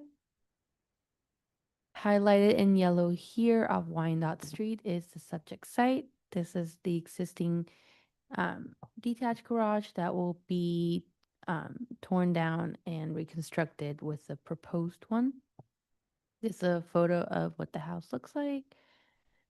This is a rendering of that detached garage. It will have like a pool and patio on the outside, and then on the inside there'll be like a sitting room and like a sink and things like that.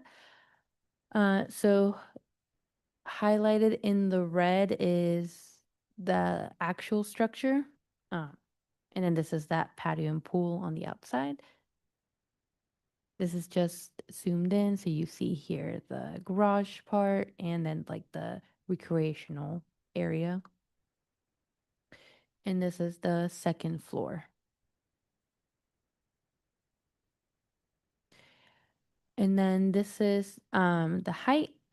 So with the WHO, they measure the height from the ground to the very top of the structure. So that comes out to 21 feet and 8 3/8 inches. But under Chapter 88, the height is measured from the ground to the midpoint of the roof. And it comes just under 16 feet, which is the max height for detached garages.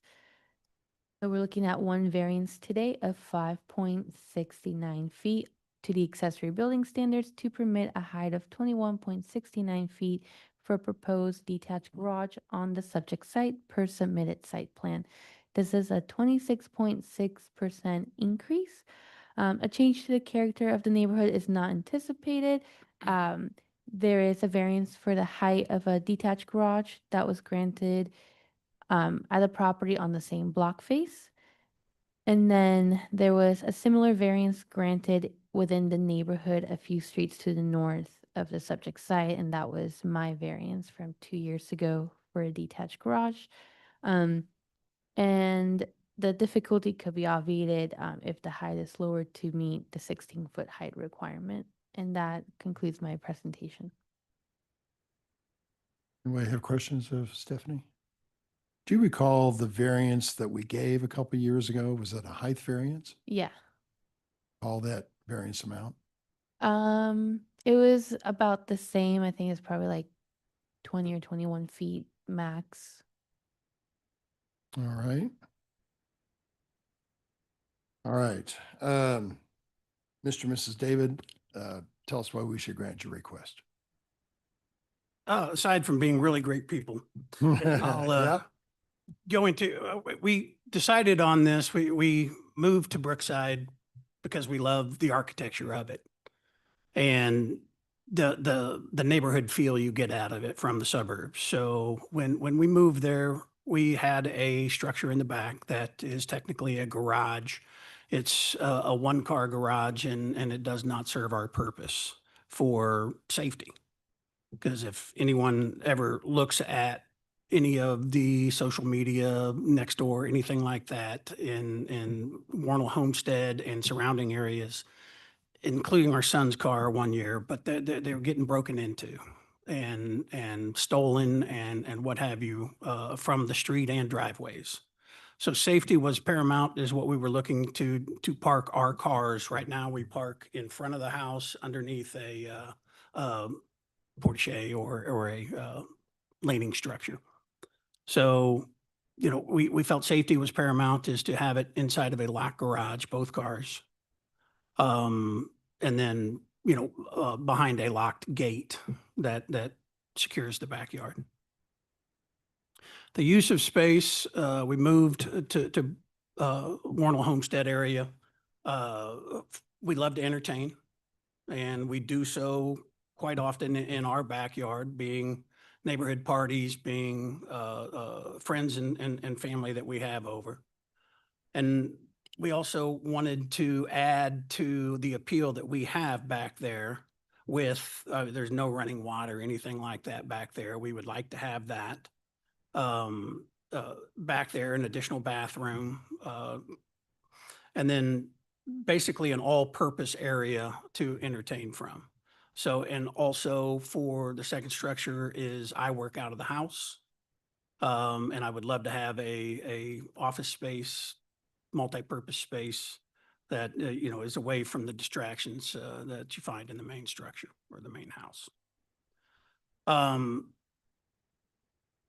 You know, the height of the garage or the project that we're looking for the variance on, I mean, we want, we designed it to kind of go along without altering the character of our existing house. We had another option that was an attached version that was self-front facing and had two-car garage facing the street. And we, although we liked that option, we felt it took away from, you know, the intent and the design of the 1910 built Prairie School architecture look by Clarence Shepherd. We wanted to keep that, having that structure to the south attached to the front of the house just did not have that appeal. It gave us the room, it gave us the space, did not require a variance. But we think it keeps the architecture of the neighborhood and our home as intended, having that structure in the back. We thought it was the most efficient way to meet our goals and preserve the character of the neighborhood is extending the height of a new build two-car garage. Our property's on a hill, I think, from that picture that was shown earlier in there. Yeah, perfect. That's a street view of our house. You have to kind of squint, but underneath that structure, you can kind of make out what's existing back there. So with the elevated view, you really do not see into our backyard. So in that way, I don't think it detracts from any of the architectural goals that the overlay has in place.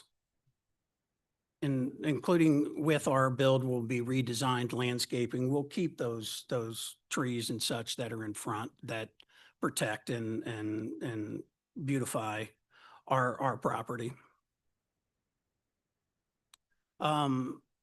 We kind of got thrown into this. Our architect unfortunately had something come up and she could not represent us today.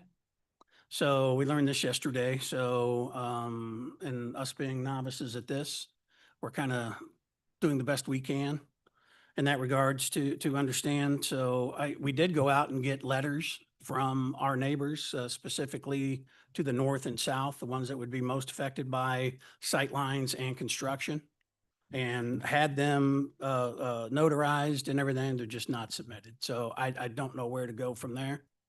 If I can submit those to the Yeah, board, yeah. or I can read them, or how it goes. Now, You can offer them. yeah, you can offer. Are they notarized? Yes. Okay, great. So that will be exhibit 12. These are our direct next door neighbors on both sides. Yeah, north and south. The ones that would obviously. Yeah, see they're this exhibit property. number 12. Yes. Thank you. I have a question and I'll look at these, but what about your neighbor directly behind you? So the garage would be also affecting sort of their view. It would back up to their garage. And how tall is their garage? You know, I think it's a little bit over the 16 feet, but I really do not know. Is there any way, you have that overhead, can you blow that up at all? It's hard for me to see that. Yeah. Share your screen too, Stephanie. That house directly behind us is inhabited by about 5 25-year-old boys. It So recently the sold, time. like It's a rental. earlier this year. I believe that one of their fathers owns it. He came over and introduced himself, and we actually did tell him our intent to gave him a heads up that we're going to be doing a major construction project back there, and he did not express any concerns. He lives out in OP somewhere. He lives in Overland Park, but his son and 4 other young people live there. Apparently KU fans. The other thing is 2 doors down from us is 6028 Wyandotte, has a detached structure that's grandfathered, that's taller than the variance we're seeking,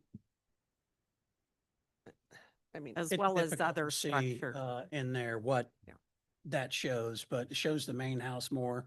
It's hidden under the trees there to the west or left of our garage structure. I mean, What's that? This one? No. The specific question from Oh. Masato What they look was that Yeah. On Central structure Street. just behind ours. Yep. Right. yeah, I mean, I'm one board member. I mean, and was on this board a long time. Then I took a little hiatus and I'm more recently back. So garages in Brookside have always, and height have been an issue because again, those lots are smaller in size typically. So you do have issues, but, and you know, we had someone who wanted to build a very, very tall structure. I believe he owned a coffee shop here in town. You guys might remember that. And that wasn't allowed, but that was basically building a second house behind house. And it was It's massive. it was massive in size. And so there have been some occasions that I think this board has said no. But, you know, it depends on how the structure looks and what's the reason behind it. You are up on a hill, so you're not overwhelming your house. I mean, what we don't like to see, or well, I don't like to see, is a garage becomes a second home. It shouldn't be it should not be a second home. It should still be an accessory structure. So, and you're still preserving some of your green space with what I see here. So that is helpful to me as one board member. But you know, I don't really want to build another house on the property. Nor do we. And another house is not allowed. Even though what drew me to this property, besides the architecture that surrounds it, is we are within Warnell Homestead, one of a few lots that has a side lot. And Right. it's 100% green right now. Some of it will be used specifically for a little bit of the structure and the pool. But the landscaping that goes along with it is going to maintain and keep that Zen look that we like back there. And Dan, I know that Warner Homesteads are very, very controlling in what they want to allow to grow in their division. We're experiencing some similar to that in Romanelli. About getting an approval for an overlay, which I don't like, but I understand their concerns too. But I echo Miss Otto's remarks that this doesn't seem too overwhelming to me. So Can I just address one other thing? sure. You saw in the exhibit that Mr. Riffle, the president of the Warnell Homestead Right. Association, submitted an objection. And there's basically 3 concerns that are expressed in that letter. One is about the integrity of the district, setting precedent. We've already discussed, we're not setting any precedent. It's already there, and we believe that each case should be evaluated on its merits. We do have a very unique situation with the side lot. And like my husband said, we respect the integrity of like maintaining the look of the district. And that is honestly why we think the detached option is better. The other one was disrupting neighborhood consistency. I've already mentioned that all around us there are taller structures.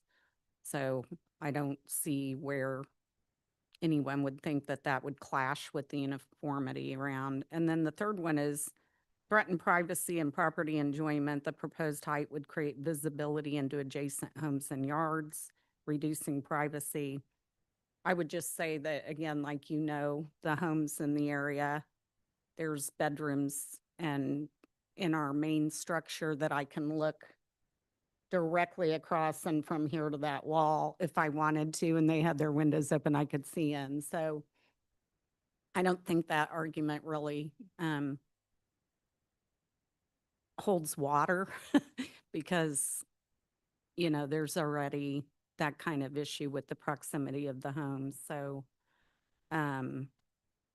I just wanted to point out, specifically address those concerns that were in the letter. Thank you.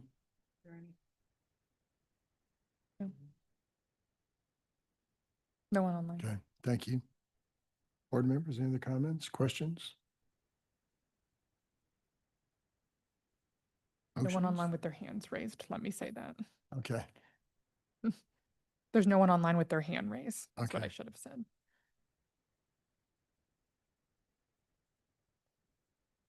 Guess I'll make a motion unless no one else wants to. On docket number 5, case number 133, I move that the applicant's request be granted in accord with the site plan and staff plan. The staff report and site plan. perfect. I have a motion from Ms. Otto. Do I have a second? Second. Second from Mr. Meyer. Please call the roll. Otto, Aye. Wright. Aye. Hayes, Aye. Meyer, Aye. Ebbets. Aye, your project is approved. Good luck with Thank it. you. Thank you. We appreciate your time. Had no idea it was volunteer. Oh, yeah. Yeah, counterparts in you. New York City Get paid. get a 6-figure salary for this stuff. They handled a lot less cases. That our meeting is, Hold on, there's one other additional discussion item, the 2026 BZA calendar. Not for us. I don't know if, No. nope, Oh, you okay. can go. Thank you. If you guys have had a chance to review, I believe Sarah Copeland emailed everyone information.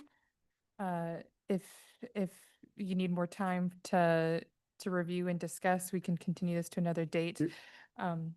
I don't recall, do you guys recall seeing, I don't recall seeing. I read it, but I forgot. what you said. It's about the 2026 filing calendar and like public hearing calendar for the BZA. We're approaching, needing to think Right. about next year. The biggest key item is November. Veterans Day is on the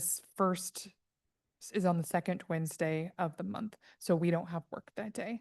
And then the next Wednesday applicable to BZA is the 25th, which is the day before Thanksgiving, which you guys canceled this year. We think we should have at least one BZA date that month, whether we do it the Tuesday before, like the 10th or the 24th. City staff would be open to that. I kind of like the 10th. Yeah, I think that's fine. 10th? I Okay. think you're just taking it off cycle is what you're saying. Yeah. So, yeah, I Yes, think it's that, supposed to be a day early. Are we still doing the August holiday like we've typically done the last Wednesday in August? I don't know if that's, off the top of my head, I don't know if that's Yeah, I in the believe so. 2026 plan, yeah, but I think what, if I remember this now that you're refreshing Okay. my memory is that Mm. it was gonna honor the one meeting in August, the one meeting in November, and the one. Right. I think that's what I saw. off the top of my head, I do not recall, but I was specifically told to talk about November. So that's what I'm here today to do. Yeah, so based on Ms. Otto's comments, we don't have a problem with what you're discussing. Okay, but then the November meeting will be November 10th, you Yeah. said. Okay. Okay. Good, thank you. Our meeting is adjourned. Nope, I'm done. Come on, guys. Thank you for your assistance. That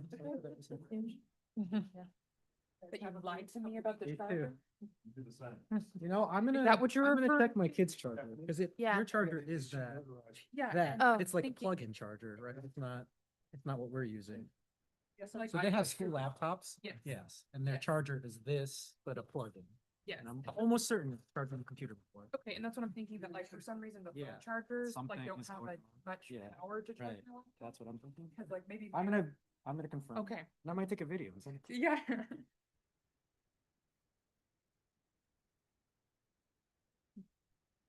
Yeah.